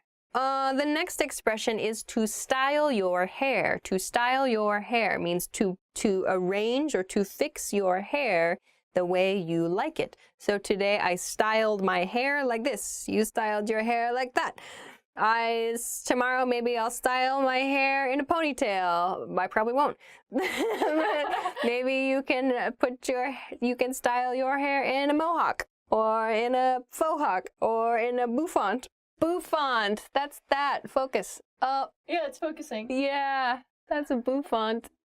All right, so to style your hair. In a sentence, it takes a long time to style my hair. That's true. My hair is naturally explosive, and so I have to straighten it before like everything. And then as soon as humidity gets it, it goes, and it makes that sound too. To shave. The next expression is to shave. To shave is to remove hair, like if you're a man, here usually. To remove the hair here with a razor, with another, like a blade of some kind, or maybe you remove body hair or hair on your legs, whatever. We use the verb to shave with a razor. In a sentence, shaving is a pain, for sure, meaning shaving is troublesome. Soap or cleanser. The next word is soap or cleanser. So soap is just used to clean your skin, or yeah, to clean your face maybe, to clean your hands. We do not use soap for the stuff you use to clean your teeth. Soap is used for like body cleaner, or maybe what you use to wash your clothes. So soap or body cleanser.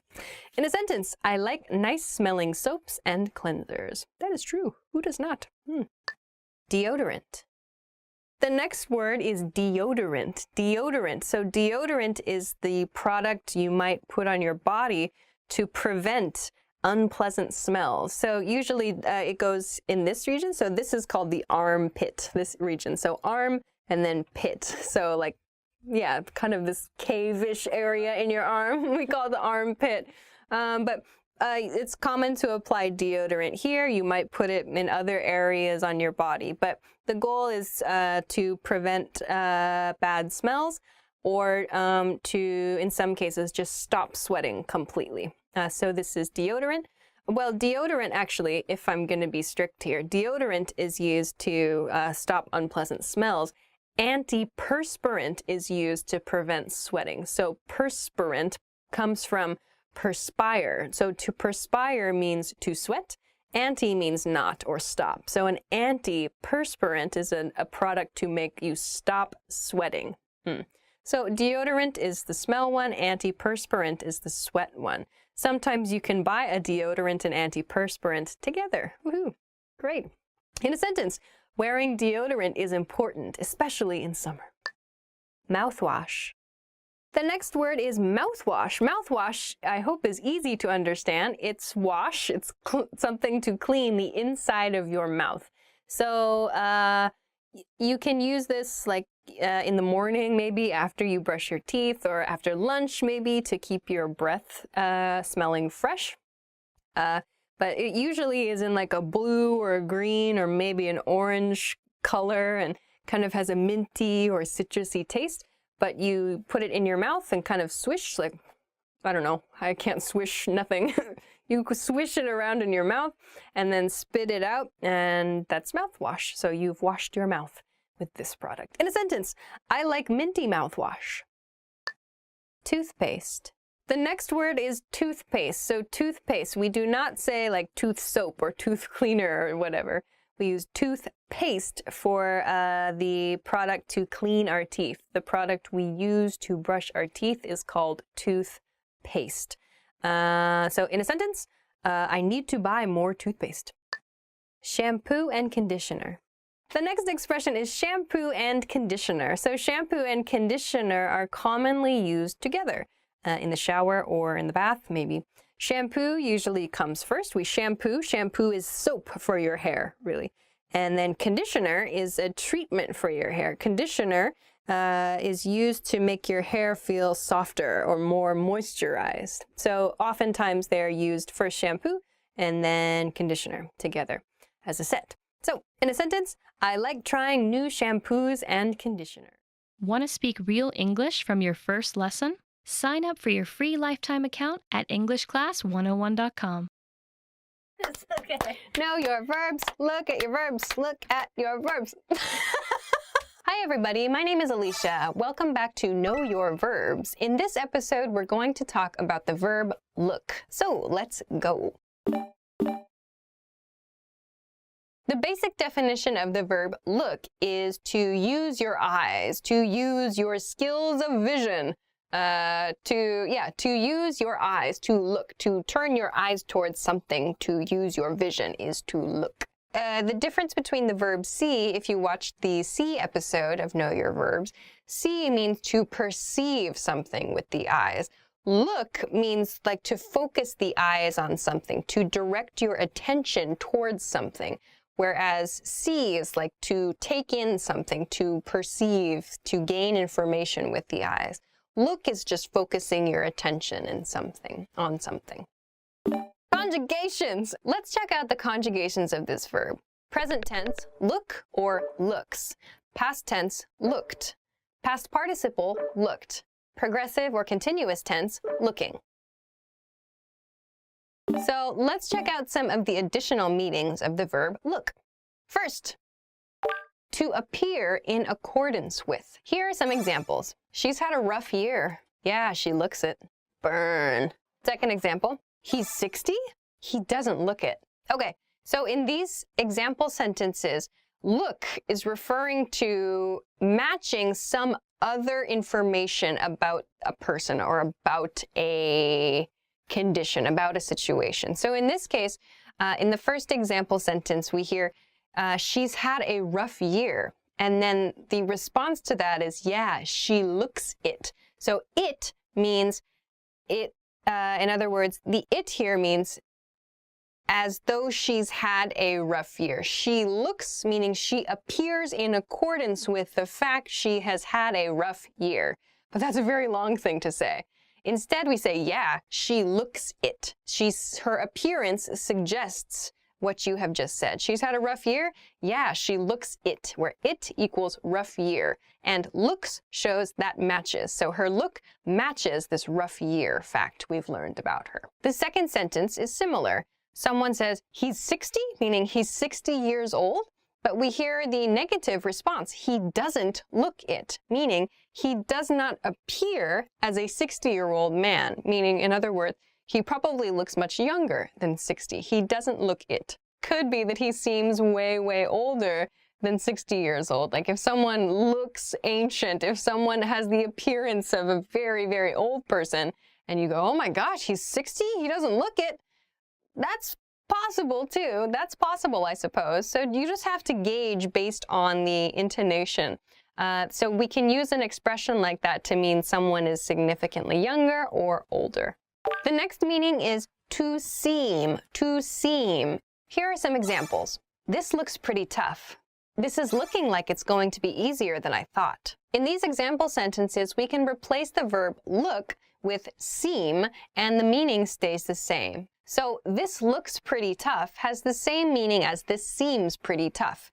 So to seem and to look have the same meaning in these examples. In the second example sentence, we saw This is looking like it's going to be easier than I thought. We can replace looking with seeming and the meaning stays the same. This is seeming like it's going to be easier than I thought. So both of these we can simply replace the verb and we have the same meaning in these cases. So look means to seem. Why would you use look instead of seem? What is the difference here? For me personally, I think seem sounds slightly more formal than look. I would not use seem in most cases. I would say looks in most cases when I want to say seem. If I want to sound slightly more formal or slightly more polite, I would probably use seem. This seems to be the problem. What seems to be the problem? Instead of what looks like the problem.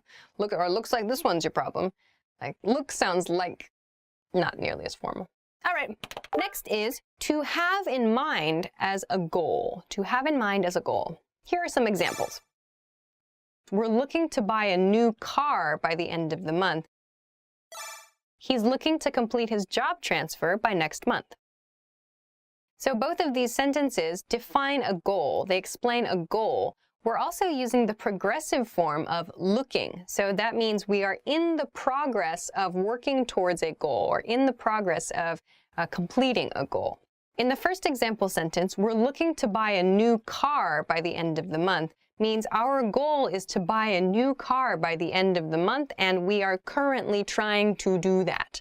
But this is quite a long expression, so instead we use look. We are looking to buy a new car. I suppose we could replace this with the verb aiming to. We're aiming to buy a new car. Aiming.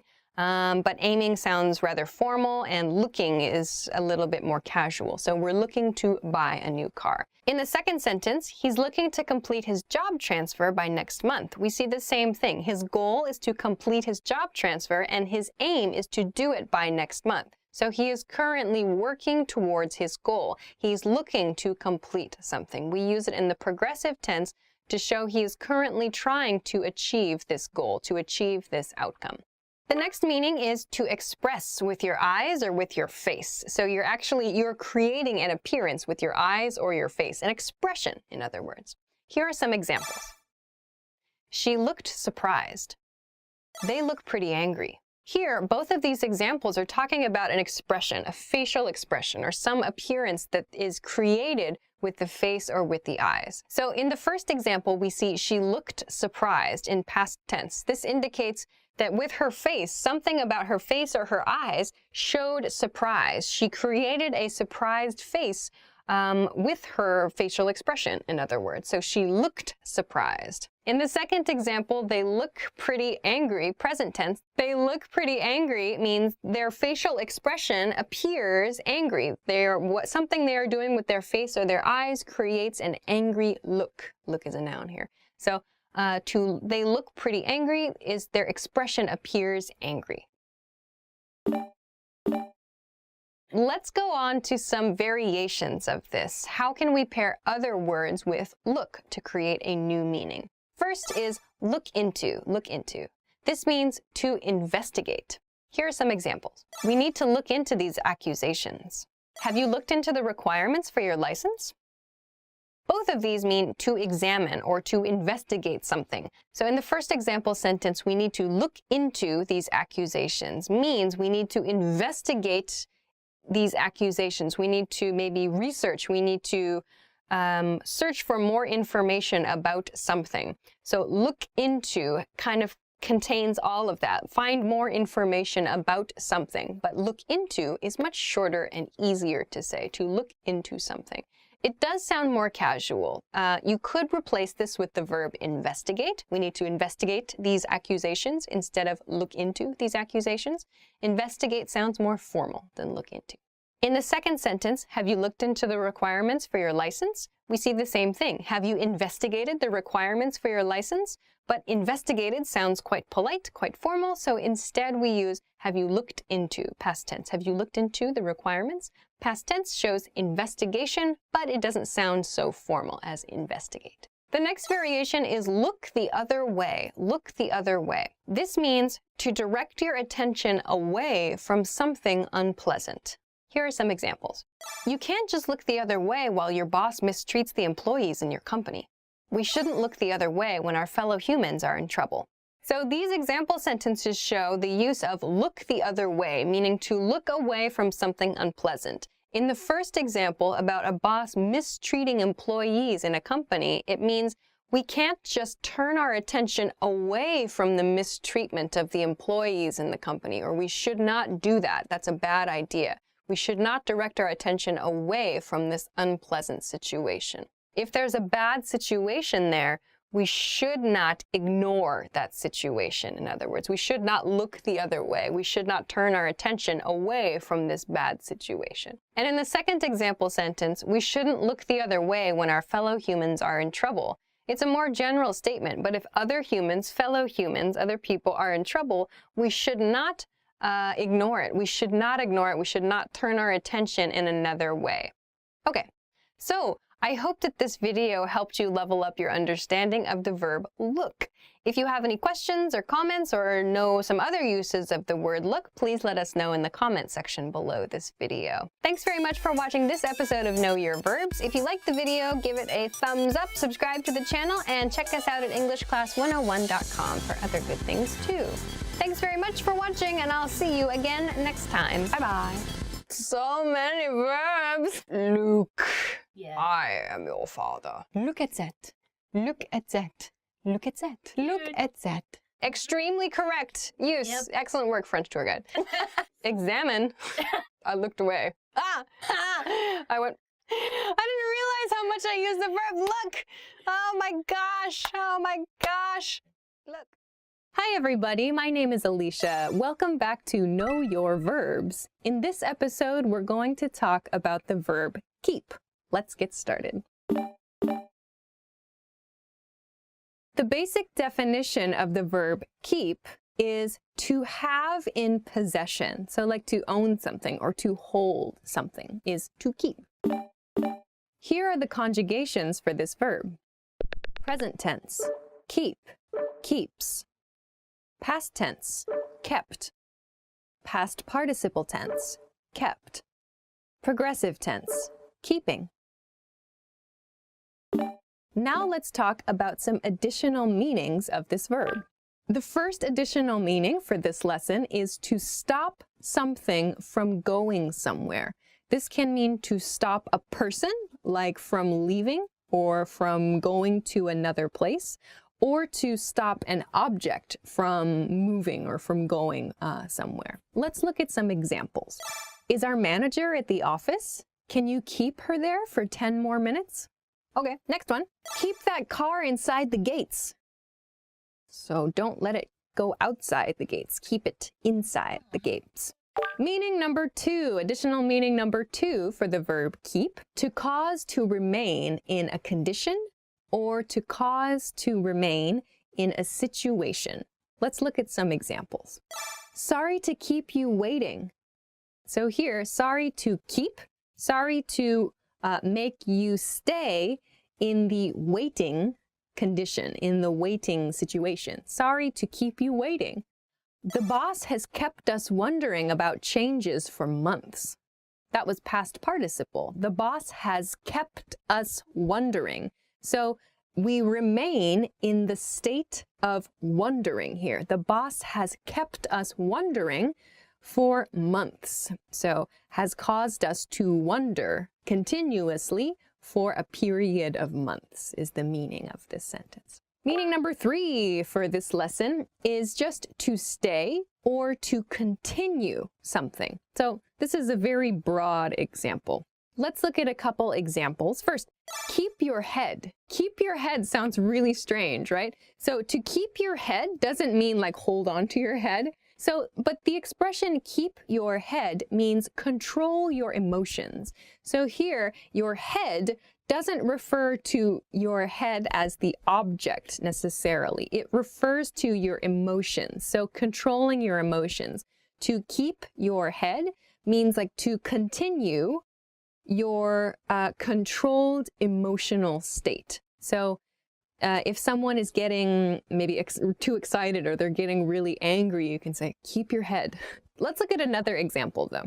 Keep in your lane. Keep in your lane So it's like, imagine you're driving. So a lane is the lines on the road. Those are the lines on the road that people can drive cars in. So keep in your lane means stay in your lane. In other words, continue in your lane. We say keep, but it doesn't mean hold. It means continue in your lane. So if someone else, if maybe the person you're driving with is trying to move to a different lane, you can say keep in your lane, just stay there. So it means stay. Another example might be keep quiet. Keep quiet means stay quiet or continue being quiet. But we just say keep quiet to mean continue that state. Meaning number 4 of keep is to persist in a behavior. So to persist means to do something many, many times, to continue doing something many times. In this case, a behavior. A behavior is repeating. So let's look at some examples. This guy keeps calling me. So a guy, in this case, keeps calling my phone. He keeps calling me. So repeatedly, this person is calling me repeatedly. He keeps calling me. Another example. We kept sending messages until they responded.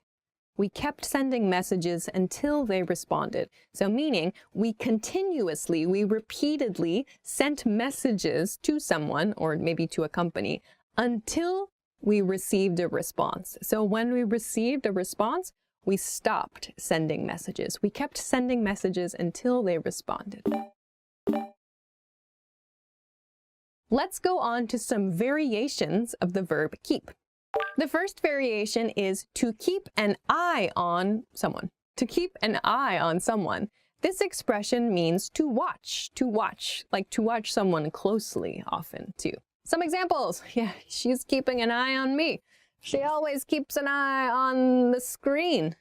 Our boss keeps an eye on our work. Example, keep an eye on him. He's up to something. If someone says, keep an eye on him, or like, keep an eye on her, with that kind of suspicious intonation, this is kind of a negative expression, like, that person is suspicious, so watch that person. So keep an eye on him. But if you say it with an upward intonation, kind of happy, like, whoa, keep an eye on him, he's doing exciting things. That means, like, you should watch that person and expect something positive, like, we have positive expectations for that person. So this is an important phrase to listen to the intonation. Okay, next example of that though. I'm keeping my eye on you. I'm keeping my eye on you. So again, this is an expression where intonation is important. I'm keeping my eye on you and I'm keeping my eye on you have very different meanings. So I'm keeping my eye on you with that downward intonation sounds suspicious. I'm suspicious of you. I'm keeping my eye on you.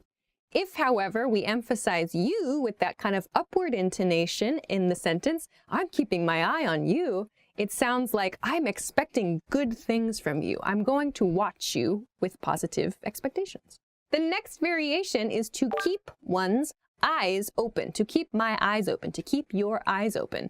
So to keep your eyes open, I use this actually a lot in like live streams, I think. I say like, keep your eyes open for that, or like, keep an eye out for that. So actually you can use keep your eyes open or keep an eye out. It's sort of a weird expression. So let's start with keep your eyes open. So plural eyes, 2 eyes. Keep your eyes open, usually for a thing. Keep your eyes open for new ideas. Or, I'll be keeping my eyes open for the exciting announcement. So that means I will be watching for an announcement. Or please watch for new ideas in the first example sentence. So keep your eyes open means watch for something. Watch for something. The expression keep an eye out for means the same thing, but we use the singular I. So keep an eye out for new ideas. Keep an eye out for an exciting announcement. we can use either the singular or the plural, I or Is. So, did you learn a little bit more about the word keep? I hope so.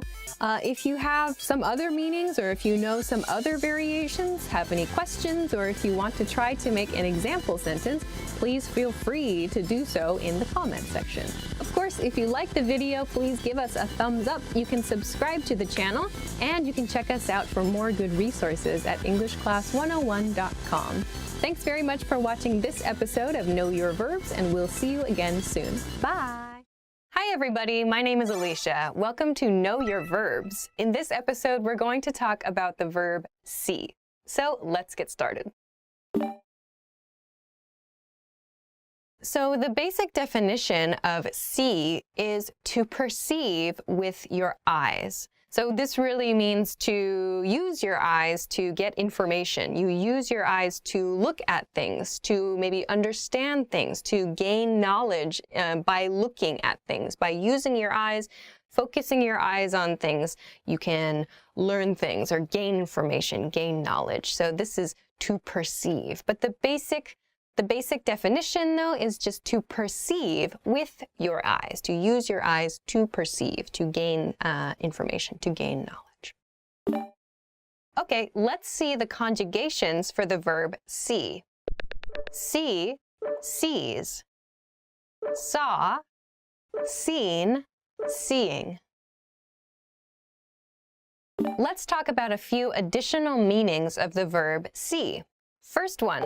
To form a mental picture of. To form a mental picture of means to use your mind to create an image. So see has the meaning of creating an image in your mind.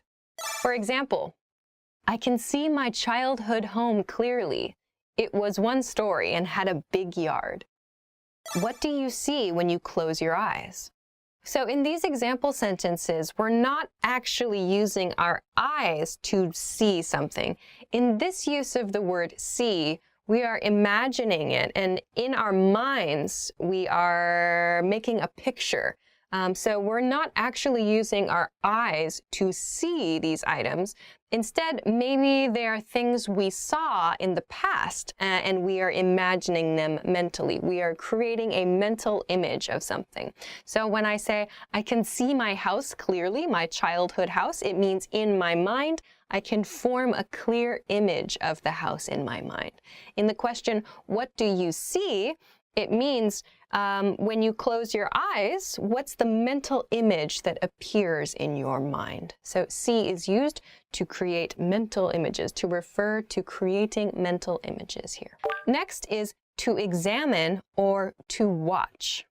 So in this use of the verb see, there's sort of the nuance of an expectation. We want to use our eyes to watch something as it changes, or to examine a change as it happens, to examine a behavior. Let's see how the team does in today's match. I can't wait to see what the neighbors do when they realize we bought a pool. In the example of let's see how the team does in today's match, we are talking about using our eyes, our actual eyes, perhaps, if we are actually watching the match. If we go to the game or we see the match on TV, perhaps we are using our eyes. However, if we don't go to the match and we read the score from the game, or we hear on the radio something about the game, or we hear the results of the game, we can still use the verb see. See has this nuance of examining something. So we're expecting some result. So let's see, in this case, doesn't only mean using your eyes to examine. It can mean to examine maybe the results of the results of something, to examine the outcome of something. In the second example sentence, let's see how the neighbors react. We see the same thing. So it's the same sort of nuance. We are expecting a reaction. We are going to watch for a reaction from the neighbors when they realize we bought a pool. So we want to examine their reaction. We want to examine an outcome. We can use the verb see Though maybe we use our ears, like if the neighbor says, oh my gosh, they bought a pool. That's sort of examining, you're waiting for a reaction there. We can still use the verb let's see, the expression let's see, to talk about that. So let's see what happens next, for example. Next one, to make sure, to make sure. Please see that this task is finished. He saw that all the arrangements had been made. In these sentences, the verb see is used to mean make sure or to confirm something, to ensure something. In the first one, please see that this task is finished, we could replace the verb see with make sure. Please make sure that this task is finished. So that's a very clear sentence. Please see is just a shortened way of saying make sure. Please see that this task is finished. Please ensure that this task is finished. We can replace the verb here. The second example sentence is the same. He saw that all the arrangements had been made. So he made sure that all the arrangements had been made. In these example sentences, see is replacing the expression make sure or ensure. So we can use see to mean the same thing. It's just a shorter way of saying make sure. Next, to find acceptable or attractive. What do you see in him? What do you see in her? I don't understand what you see in this restaurant. It's terrible.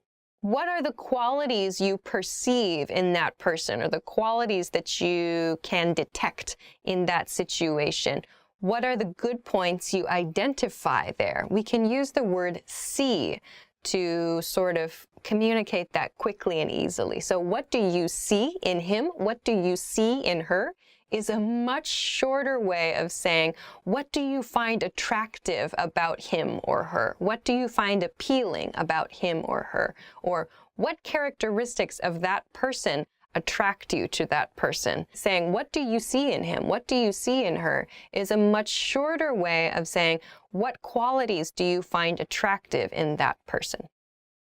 The same thing in the restaurant example. I don't understand what you see in this restaurant means I don't understand what it is that you like about this restaurant. I think it's bad. So instead, we shorten it to I don't understand what you see in this restaurant. So see means finding something attractive or interesting or appealing in some way. Now let's talk about some variations, so some slight changes or some additions to the verb see that change the meaning. First is see through. See through. See through means to understand the true nature of something, to understand the real characteristics of something. He saw through my attempts to work with him and asked me on a date. My boss saw through my lie and scolded me for faking sickness. So here we see the use in the past tense in the first example sentence. He saw through my attempts to work with him, meaning he saw the true nature of what I was doing. So he saw through my attempts to work with him and asked me on a date. So in this situation, maybe the speaker, was trying to spend time with the he in this situation and was asking maybe to work together a lot. But he, in the situation, saw to the true nature of the speaker's request, saw the true characteristics or the actual desire there, and asked the speaker on a date. So in this sentence, we understand that there was a different motivation, so something below the surface of the initial action that was happening. So the other person in the situation understood the other motivation, the motivation below the surface motivation. And so we use saw through or see through to communicate that. So he saw through my attempts to work with him, and he understood there was something else I wanted to do. In the second example sentence, my boss saw through my lie and scolded me for faking sickness. So again, we see in past tense, my boss saw through my lie. So saw that I was lying, in other words, saw through my lie. So saw the true character of my lie, saw the true nature of my statement, and scolded me. So my boss understood I lied and scolded me for faking sickness. So I got in trouble because I was faking an illness, faking sickness. My boss saw through my behavior, saw the true character, or understood the true nature of my statement. Next is see eye to eye, see eye to eye. This means to have a common viewpoint or to agree. We don't see eye to eye most of the time.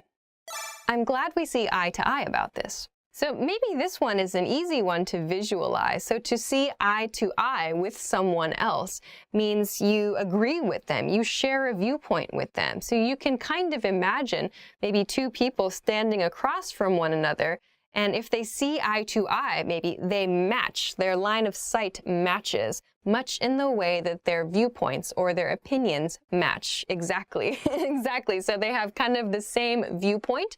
They can see eye to eye, so their eyesight maybe matches, their opinions match. So to see eye to eye, we can say, I'm glad we see eye to eye about this, meaning I'm happy we agree about this. Or in a negative, we don't see eye to eye most of the time, means we don't agree most of the time, or we have different opinions most of the time. All right, so I hope that this video helped you level up your knowledge of the verb see a little bit.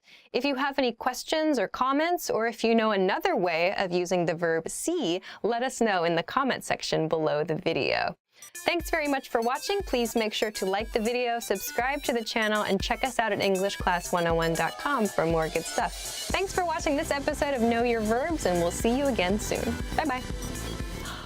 We'll see you again soon. We end every video on this channel almost with see you again soon. But of course, I don't actually see you. You see me. We imagine you. We form mental images in our minds of all of you watching in the camera there. All those hundreds of thousands of you guys. That's kind of terrifying. See? That was fun. Ask not what you can do for your channel.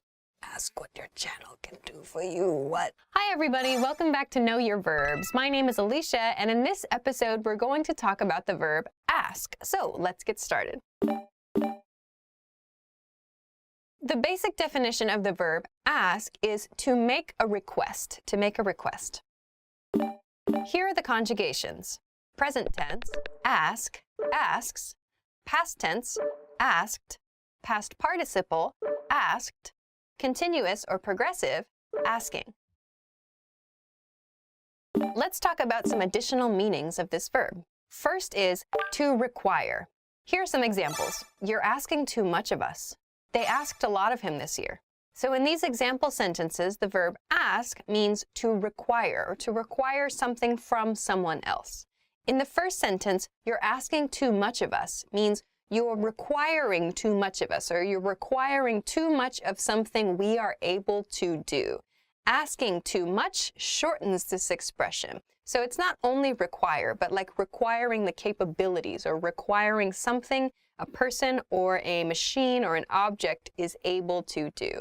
So require, yes, but also require plus capabilities. In the second sentence, we see this as well. So the second sentence was, they asked a lot of him this year. So they required a lot of him. We can't quite replace require for asked here. But we can, the nuance here of ask is they required a lot of his capabilities, or they required a lot of work from him this year. So asked instead condenses all of that, requiring him, requiring his work or his service or something. So we condense all of that into one word, ask, here. The next meaning is to set as a price. Here are some examples. The seller is asking $10,000 for the boat. She asked for $100 for her old laptop.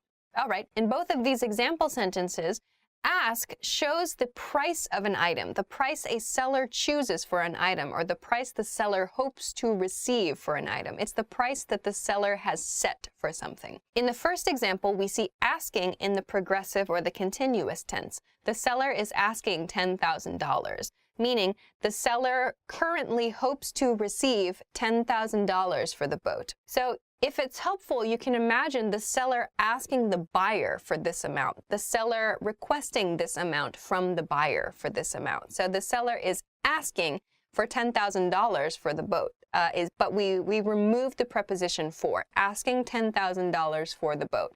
is essentially requesting the seller for $10,000. So requesting the seller for is like a long way of saying this expression. We can shorten this to asking. The buyer is asking $10,000 for. In the second example sentence, we see she asked for $100 for her old laptop. So in this example sentence, we do see the preposition for. She asked for $100 for her old laptop. We can include the preposition for, but it is okay to drop it in these cases where it is clear that the meaning is a price for an item. So she asked is past tense. So a past tense situation, she wanted to receive $100 for her old laptop, meaning she asked for or she requested the buyer pay $100 for her old laptop. So requested the buyer pay is shortened to asked for in this case. So we can use it with or without the for preposition. The next meaning is to call on for an answer. Here are some examples. He asked his boss about the upcoming changes. She asks her neighbors for help every year. So to ask in these cases, it's not quite a request in this case, but rather we're looking for information. We're looking for an answer. We have a question about something or we need some information. And so we inquire for information. I suppose you can think of it like making an information request in that way, but we're looking for some kind of answer. We go to someone to get information, to get an answer about a question. In the first example, he asked his boss about the upcoming changes. The information he wants is about these changes, maybe at his company. So he asks means he's looking for an answer. He asked his boss for information. He's looking for an answer about something. In the second sentence, she asks her neighbors for help every year, means she's looking for answers, something she needs an answer to. She's looking for help. She's looking for assistance, answers for some problem that she has. So she inquires about information. She's looking for information. So to get an answer to something, like a problem or an issue you need to solve, we can use ask. Next is to invite. To invite. Here are some examples. I asked some friends to come over this weekend. Why don't you ask your coworkers to go out for a drink? So in the first example sentence, we can replace asked in the past tense with invited in past tense, and the meaning stays the same. I invited some friends to come over this weekend. We can use invite, of course, if we want, but invite sounds slightly more formal than ask. Instead of using the more formal invite, we can use the more casual ask, like I asked some people to come over this weekend. Sounds slightly less formal than invited. In the second example sentence, the same thing is true. Why don't you ask your coworkers to go out for a drink? We can replace ask here with invite. Why don't you invite your coworkers out for a drink? Again, invite sounds slightly more formal than ask. So ask sounds a little bit more casual, so it sounds maybe a little bit more natural and a little more friendly than the word invite. Okay. Now let's look at some other words we can add to ask to make different meanings. First is ask for it. Ask for it. This means to behave in a way that invites punishment or retribution. So retribution means like it can refer to punishment or it can refer to a reward as well, but in this case it's more for a negative reaction, Let's look at some examples. The drunk guy in the bar is shouting at everyone. He's really asking for it. Your boyfriend broke up with you? Well, you kind of asked for it. You never made time for him. So in these example sentences, we see some behaviors that maybe invite punishment or that invite a negative outcome.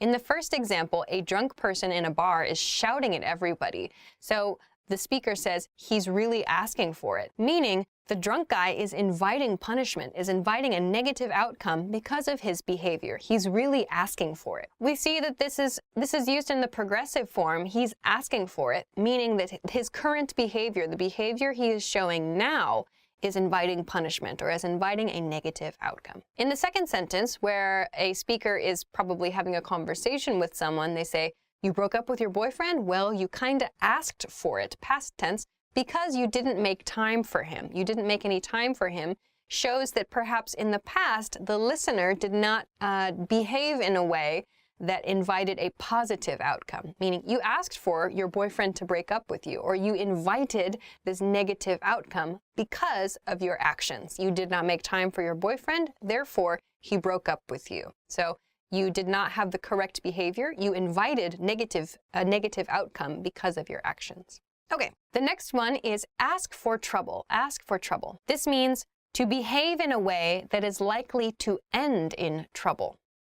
This is very similar to ask for it, but instead of just receiving punishment, it could just be a troubling situation that results. Let's look at some examples.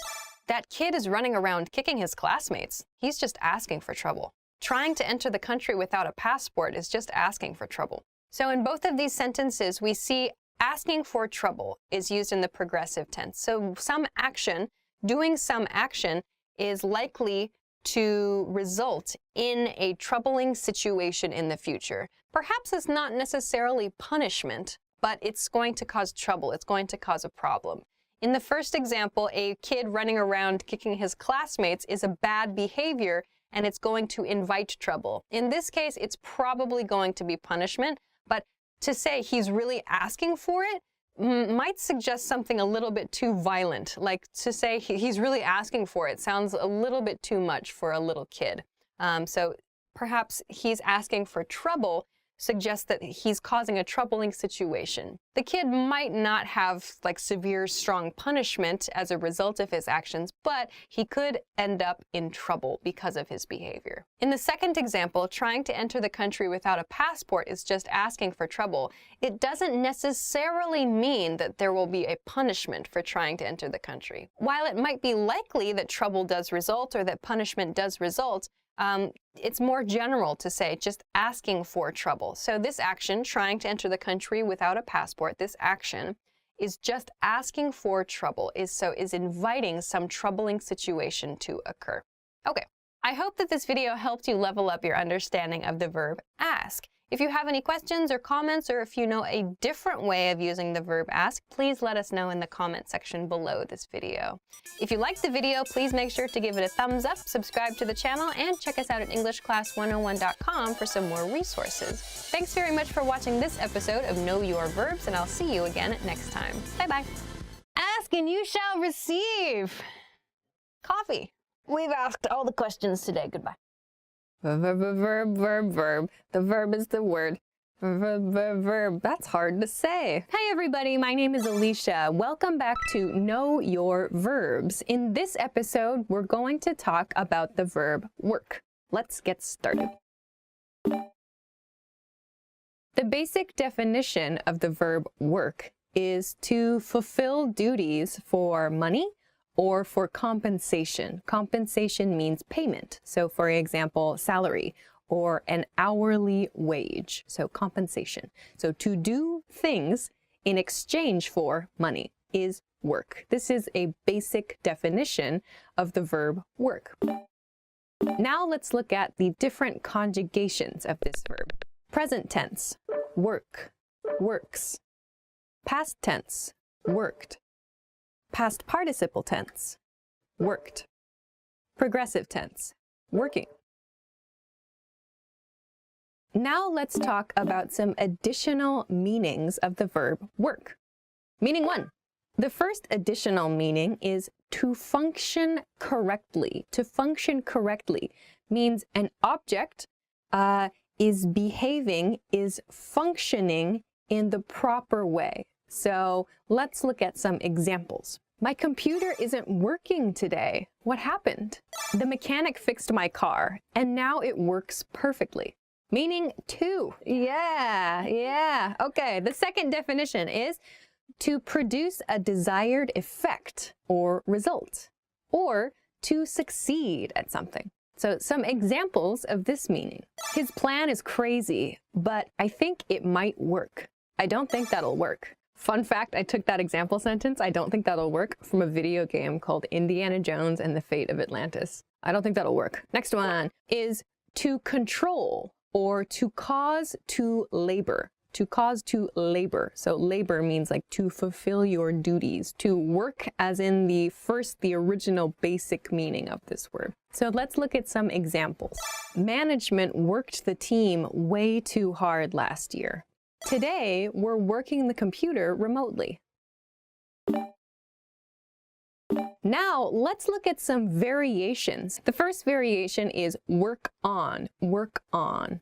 Work on means to try to affect, or like to try to influence, to try to persuade someone. Some examples of this. Politicians often work on voters' fears. So to work on someone's fears, it's like they're affecting that. They are trying to persuade people by focusing on their fears in this example sentence. The movie works on viewers' sympathy. So here, works on, the movie works on means the movie kind of is affecting the sympathy of the viewer. And then as a result, influence happens. So a change in emotion happens in this way, to work on. The second variation is work out, work out. So work out means to exercise. Work out can mean to lift weights, to jog, to do sports, whatever. Work out just means exercise. Examples of this, I never work out. She's been working out 3 days a week for the last year. Overachiever. The third variation for this lesson is work up, work up. So work up means to gradually make progress, but with difficulty. Examples of this, he worked up to asking the girl on a date. She worked her way up to becoming CEO of a company. So to work up to something is like slowly and with difficulty making progress. So we can split this phrasal verb, like she worked her way up, or he worked up to asking the girl on a date. So we pair work with the preposition up in this example. Okay, do you know a little bit more about the verb work?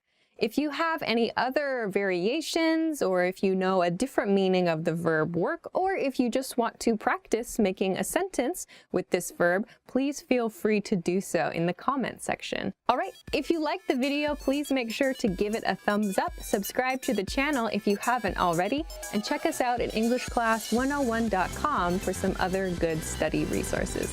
Thanks very much for watching this episode of Know Your Verbs. We'll see you again soon. Bye.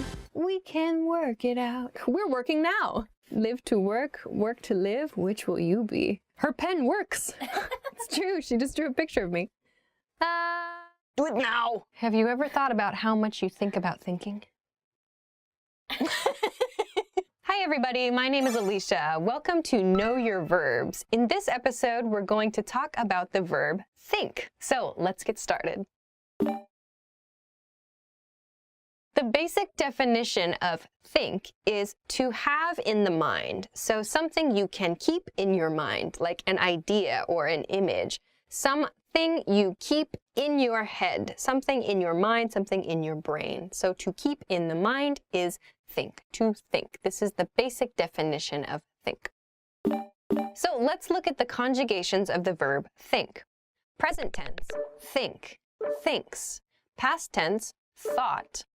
Past participle, thought. Progressive or continuous tense, thinking. Think, thinks. Thought, thought. Thinking. Okay, let's look at some additional meanings of the verb think. First is to consider or to reflect on or to ponder. It means consider something carefully or spend time considering something. So ponder means to think for a long time or to think hard about something. So consider carefully, reflect on. Examples. Can I have a day to think about this? He's thinking about what to do next. So in these example sentences, can I have a day to think about this?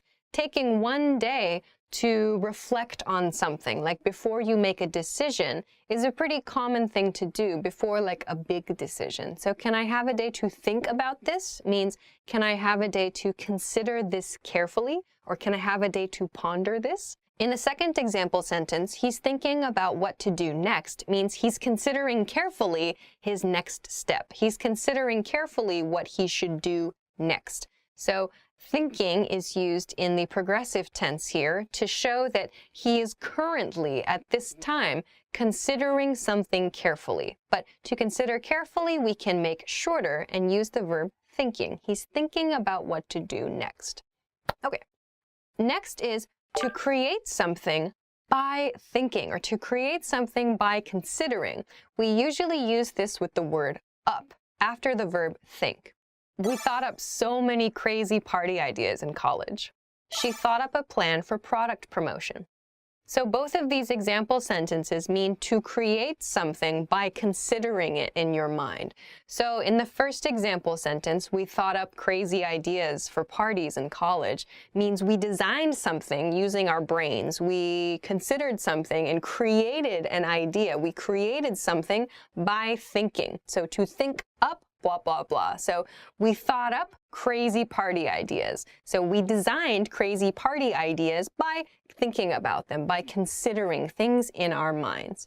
In the second example sentence, we see the same meaning, but for a business situation. She thought up a plan for product promotion. So in this case, past tense, she thought up, she designed a plan for product promotion. But when we say designed, it sounds maybe like she planned something on a computer, perhaps. When we use she thought up, it means she used her mind. She considered the ideas she had and created a plan in her mind for promotion of the product. So thought up uses the mind to create something.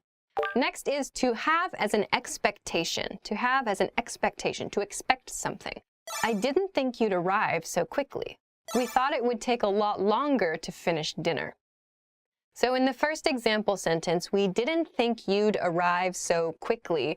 It means the speaker expects that the listener would take longer to arrive, or the listener was going to arrive later than they actually did. So the speaker in this case had the expectation that the listener was going to arrive later. So they used the negative, we didn't think you'd arrive so quickly.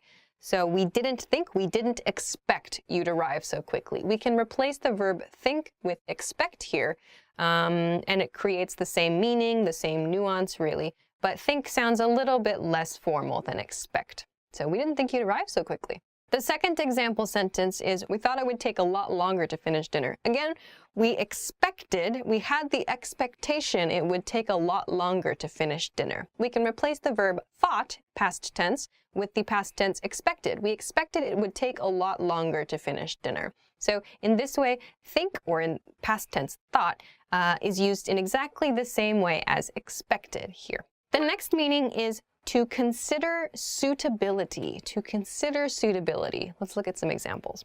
I've never thought of him like a manager. We're thinking of her for a higher position. So in the first sentence, I've never thought of him like a manager. In this way, thought means I've never understood him to be suitable for the position of manager. That's a very long way of explaining this sentence. But to condense everything, we use the word thought. I've never thought of him as a manager. It means I've never considered him to potentially be suitable as a manager. In the second example sentence, we're thinking of her for a higher position. It means we're considering whether or not she is suitable for a higher position at her job or a higher position at her company. So in this way, thinking in the progressive tense means we are considering her suitability for a position, a higher level position. So you'll notice that the two example sentences included here are related to work. You'll see, though, that this meaning tends to be used a lot with jobs and maybe political positions, so kind of something maybe promotion related. So promotion related or kind of hierarchy related. You'll often hear this in work situations, employment situations. Let's look at some variations, some other words we can attach to think to create different meanings. First is think better of. Think better of. Think better of means to reconsider and make a better decision or make an improved decision. It means to consider something again and change your decision, hopefully to make an improved decision. Examples. I wanted to say something, but I thought better of it and kept my mouth shut. We'll think better of you if you tell the truth. So in both of these sentences, there's a reconsideration. Someone is considering something again and making an improved decision because of that reconsideration. So in the first example sentence, I wanted to say something. We see in past tense, I wanted to say something, but I thought better of it. So it, in this case, is the thing I wanted to say in the first part of the sentence. I thought better of it means I reconsidered it and decided against my first inclination. I decided not to do the first thing I was thinking about. And I kept my mouth shut. So in this case, my mouth remained closed. In other words, I reconsidered my initial action, the action I initially wanted to do. In the second sentence, we'll think better of you if you tell the truth. We see it's used for future. We will think better of you if you tell the truth, meaning if you tell the truth, our opinion of you will improve. We will think better of you. So tell the truth and we'll consider you again, essentially, and our opinion of you will improve if you do this.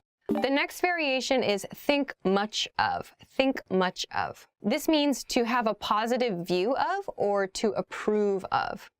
Examples. He doesn't think much of his professor. We didn't think much of last night's dinner. We see in the first example sentence, he didn't think much of his professor means he didn't really approve of his professor, or he didn't have a very positive view of his professor. So a shorter way to explain that feeling is he didn't think much of his professor. In the second example sentence, we didn't think much of last night's dinner. This means, again, we didn't really approve of last night's dinner, or we don't have a very positive view or a very positive opinion of last night's dinner. These are rather long, so we can condense it to we didn't think much of last night's dinner. So I hope that this video helped you level up your knowledge of how to use the verb think.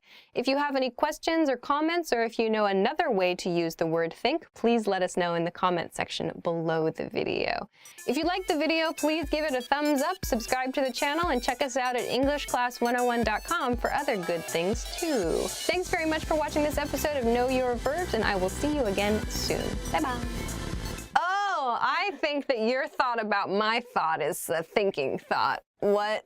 My name is Alicia. Only for this episode. First is...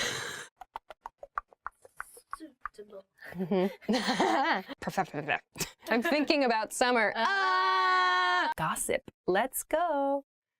Oh my God. So the first phrase is, oh my God, so. So, oh my God, so is an introductory phrase you can use to start your topic with like a surprise factor. So you say, oh my God, and then so is your transition phrase. So for example, oh my God, so I have to tell you about this movie I saw. Or, oh my God, so I saw my neighbor in the shopping mall this morning. Or, oh my God, so did you see my new dog?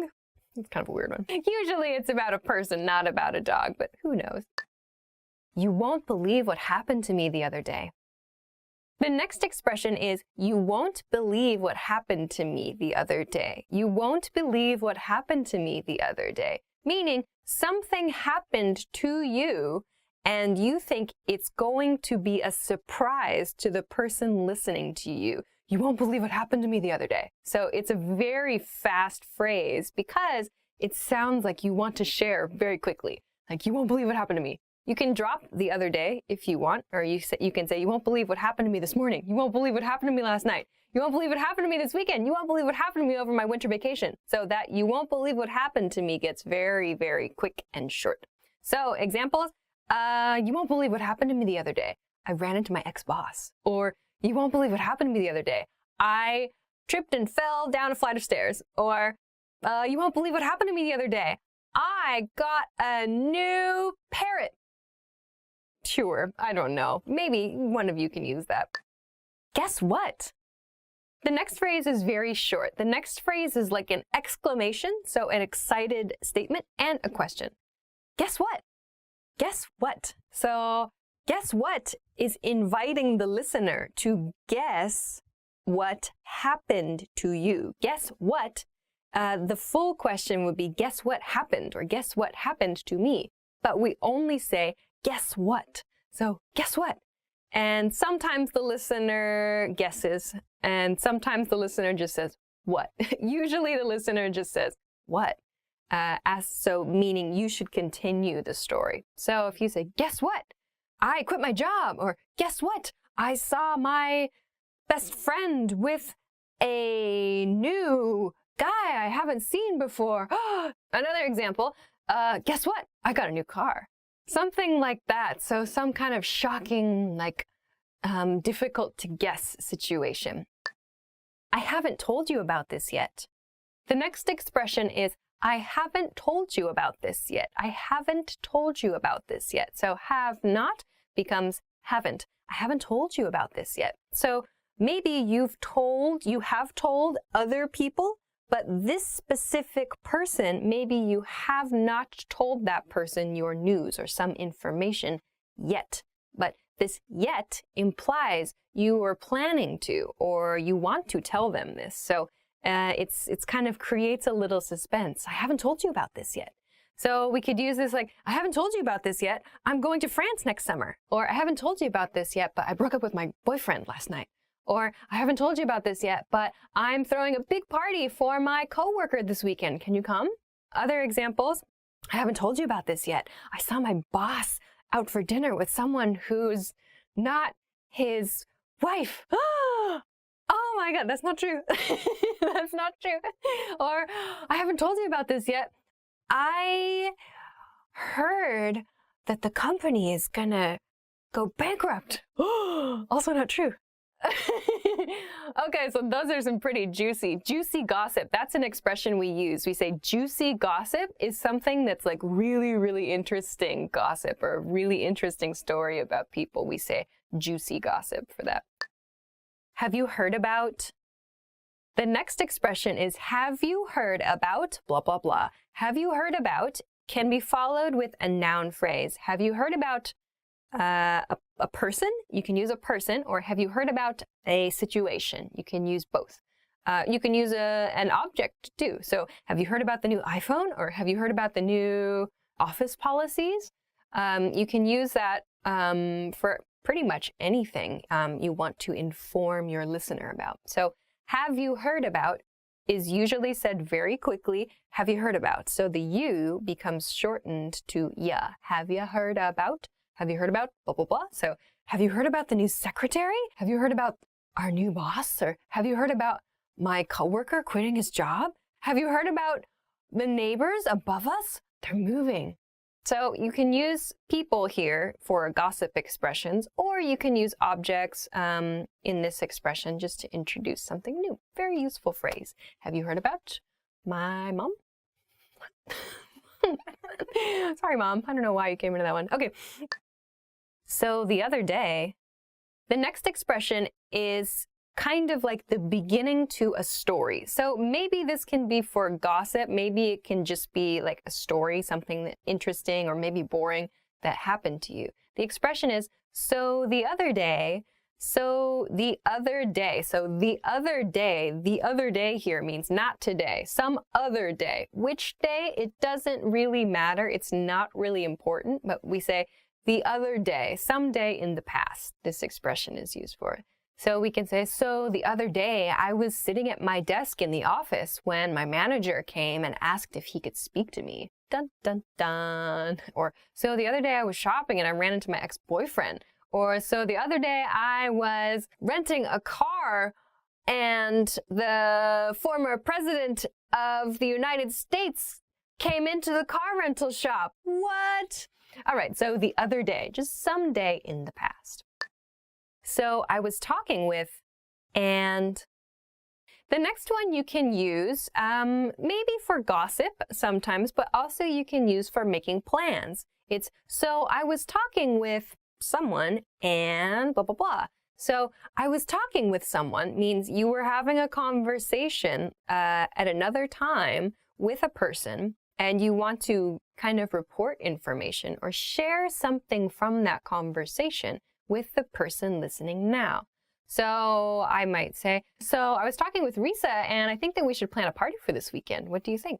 So I was talking with my team about this and I think that we should make some changes. So that's a very kind of everyday work situation use of this phrase. But you can also use it for gossip, like, so I was talking to my best friend and I think I'm gonna move. Or I was talking to my parents and I think it's best if we break up. Oh, so it can be for plans, it can be for gossip, it can be for just any conversation plus a report. What's up with? The next expression is kind of a little like mysterious. Then the expression is, what's up with blah, blah, blah. Usually, what's up with person for gossip, meaning there's like the nuance here is there's some problem or it seems like something's wrong with this person. They're unhappy, they're sad, they're angry, some kind of negative emotion. We use this. So it's like, what's up with Stevens? I haven't heard from him lately. What's up with your brother? He seems really upset. Or what's up with your neighbor? Why is he so noisy? Or what's up with your boss? He's so strict. So it sounds like there's some problem. We usually use this intonation. What's up with nah, to introduce somebody who has a problem. We don't say, what's up? It's not that. It's not that sort of hello expression. It's an expression for a problem. You can also use a noun phrase that is not a person here, like, what's up with this new office policy? Or what's up with this new rule at work? Or what's up with this new item on the menu at this restaurant? It's super weird. So what's up with blah, blah, blah has sort of a negative nuance. You can use it for people to talk about strange behavior. What's up with you? Have you heard from lately? The next expression is, have you heard from blah, blah, blah lately? Have you heard from person lately? Have you heard from Stevens lately? I haven't seen him. Have you heard from your mom lately? Have you heard from your dad lately? Have you heard from your brother lately? Have you heard from your landlord lately? I don't know why you hear from your landlord, but have you heard from someone lately? There's sort of a little bit of an expectation that you are in contact with the person involved in this sentence. Like you have some relationship. Maybe it's a family relationship, romantic relationship, professional relationship. There's some relationship with this person. And lately is like, have you heard from them recently, lately, in the last few days, in the last few weeks? So you can use this if, for example, you are looking for someone or you're worried about someone. You can use this here. You can also use it just to check in about some other person without asking that person directly. So like if I want to ask about, I'm using Risa in my example. Risa is our Japanese channel host. If I want to ask about how Risa is, but I don't want to ask Risa, I know maybe she's busy or I don't know, for some reason it's difficult to talk to her. I can ask like my coworker, I can say, hey, have you heard from Risa lately? It seems she's really busy. Or have you heard from so-and-so lately? It seems they're busy. So if I want to ask about another person, but I don't want to bother this person or that something makes it difficult, I can use have you heard from blah, blah, blah recently or lately to ask about them. Very useful phrase. I have to tell you about. Next expression. The next expression is I have to tell you about blah, blah, blah. I have to tell you. So have to becomes have to. I have to tell you about. It has a nice sound. I have to tell you about blah, blah, blah. Or I have to tell you about something. So I have to tell you about my weekend. I have to tell you about Stevens. I have to tell you about my mom. I have to tell you about my boyfriend. I have to tell you about my girlfriend. Whatever it is, some person used at the end of this sentence creates a nuance like there's exciting news about that person. Or I have to tell you about this thing that happened. You can use a situation at the end of the sentence too, but you're using I have to at the beginning of the sentence. So that sounds like it's really important. Like I feel it's so important. It's my responsibility to tell you because this is so exciting. Of course, you can use this in more boring situations as well. Like I have to tell you about the new office policy. You can use it in that way with a very flat intonation, but for gossip purposes, use I have to tell you about blah, blah, blah. That sounds really good. So what do you have to tell somebody about? I have to tell you about this new idea I have for a business. Or I have to tell you about what happened to me last night. Okay, so there are these really exciting ways that we can introduce things that happened or that we can talk about people or whatever. Okay, 10 words for talking about space. Planet, The first word is planet. Planet. So planets are those really, really big things that we have in our solar system. Now there are officially 8 because Pluto is no longer considered a planet. In my example sentence, Pluto used to be considered a planet. Star. The next word is star. Star. So stars are those very, very bright objects that you can see in the sky sometimes at night. The closest star to us is the sun. The sun is a star, and we can see a lot of other stars if we look up into the night sky sometimes. In a sentence, it's hard to see stars from big cities. Solar system. The next expression is solar system. Solar system. So solar system, in our case here on planet Earth, refers to the system of planets and objects which are near our star. So our solar system, now there are 8 planets in our solar system. Used to be 9 planets. Sorry again, Pluto. 8 planets in our solar system. And then we can talk about other objects which maybe enter our solar system, like comets, for example, or a meteor, or some other events might happen in space within our solar system. So our solar system is the area surrounding our sun and our planets that we know of. In a sentence, Mercury is part of our solar system. Comet. The next expression is comet. A comet is actually an icy body that is slightly melting and then releasing gases. So that's what produces that look, a comet. Okay, in a sentence, comets are really cool. Meteor. All right, so yes, the next word is meteor, meteor, or just meteor. So essentially, meteors are different from comets because comets are made of ice. Meteors, however, are made of rock. So these are 2 different kinds of objects that move around in space. In a sentence, lots of meteors burn up before they pass through the atmosphere. Meteorite. The next word is meteorite. Meteorite. So this is an important distinction that many people don't know about, actually. This drives me crazy, too. So a meteor is the space rock. It's in space or it's in the atmosphere. A meteorite, however, is the rock if the meteor makes it, if the meteor can pass through the Earth's atmosphere and fall to the surface of the Earth, that rock then is called a meteorite. So in space, in the atmosphere, it's a meteor. When it falls to Earth, it is a meteorite. That becomes a meteorite when it hits the Earth. So, fun facts. Okay, that's the difference between the 2. In a sentence, have you ever seen a meteorite? Supernova. Supernova. Supernova. So, the explosion of a star is a huge event. A supernova is the name of it. So, the star explodes, and that's what we call it. It's called a supernova, a star explosion. In a sentence, supernovas must be incredible things. Black hole. All right, the next expression is black hole. Black hole. Black holes are the subject of a lot of study. They have intense gravitational pull, so meaning they have very strong gravity. Black holes will pull other objects into them. It is said that time stops in a black hole, or if you get too close to a black hole, if you get too close to the event horizon of a black hole, you yourself will be pulled into that hole too. It's pretty crazy.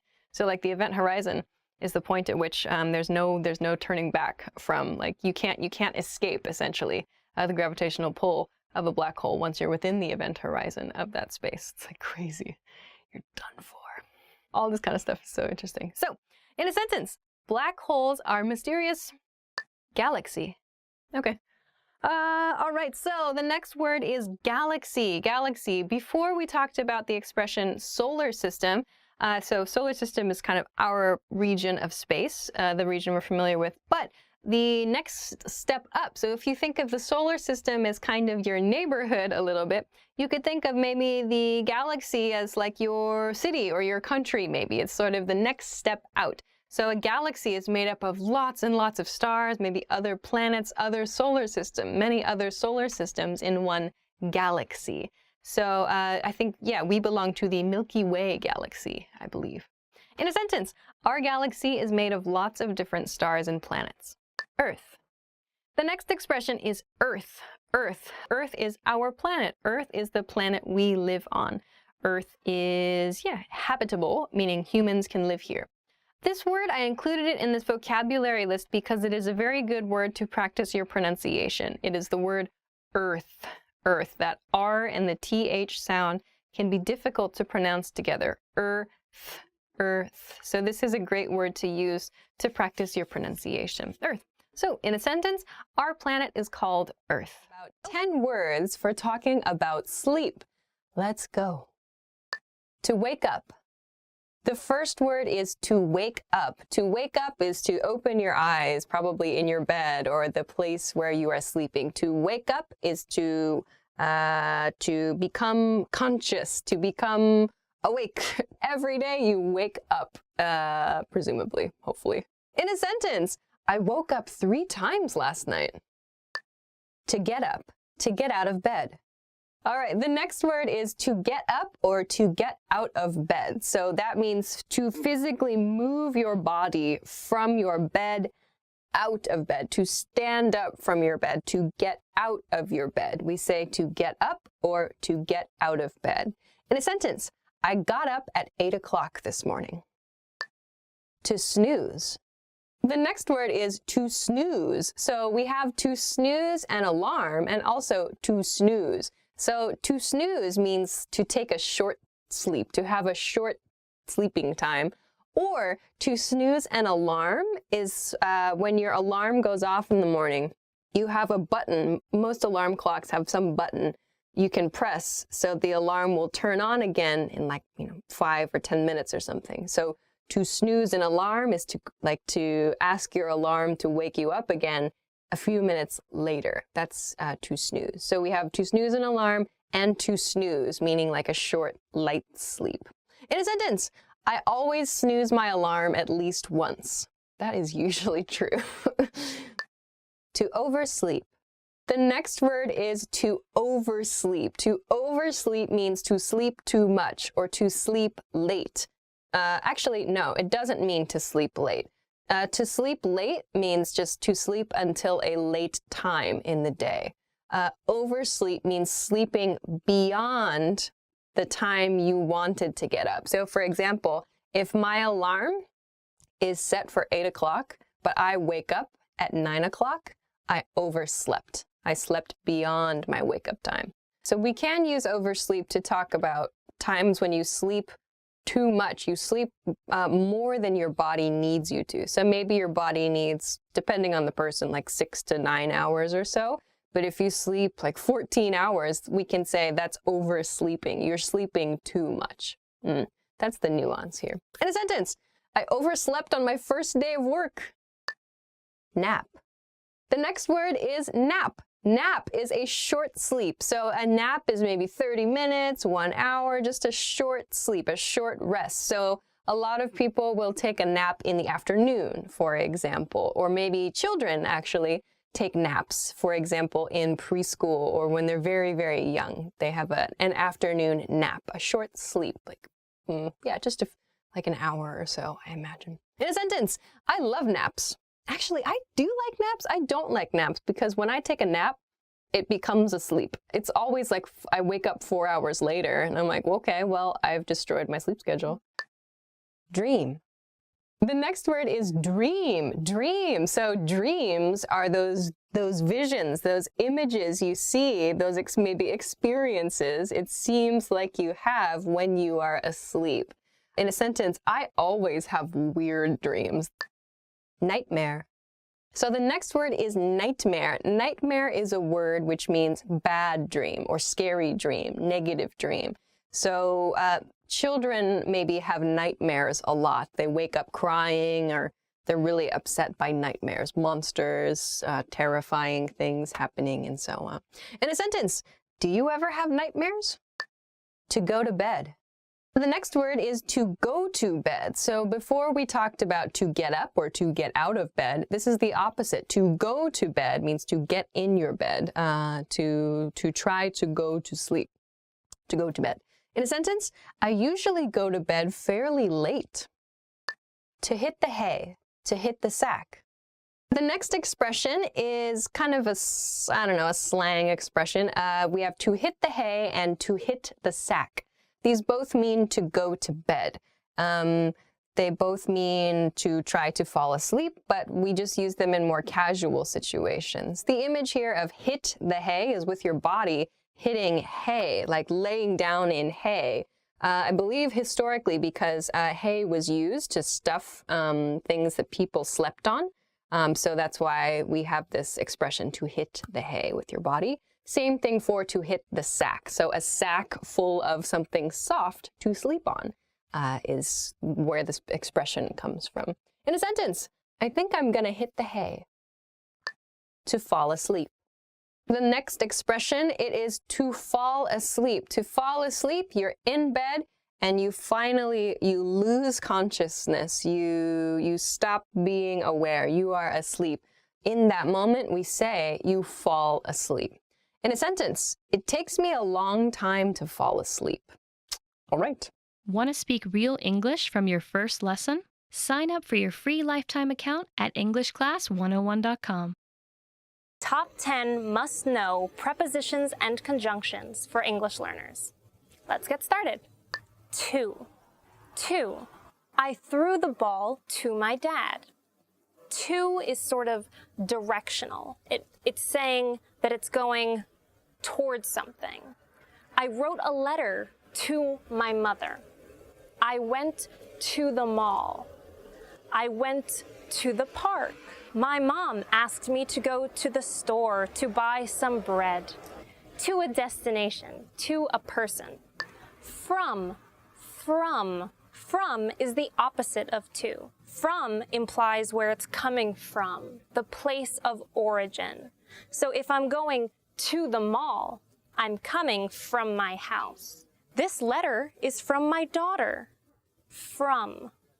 How long does it take you to get from your house to your job? To and from, they go together. With. It means together with something. I am at the movies with my friend. I went out to eat with my friends.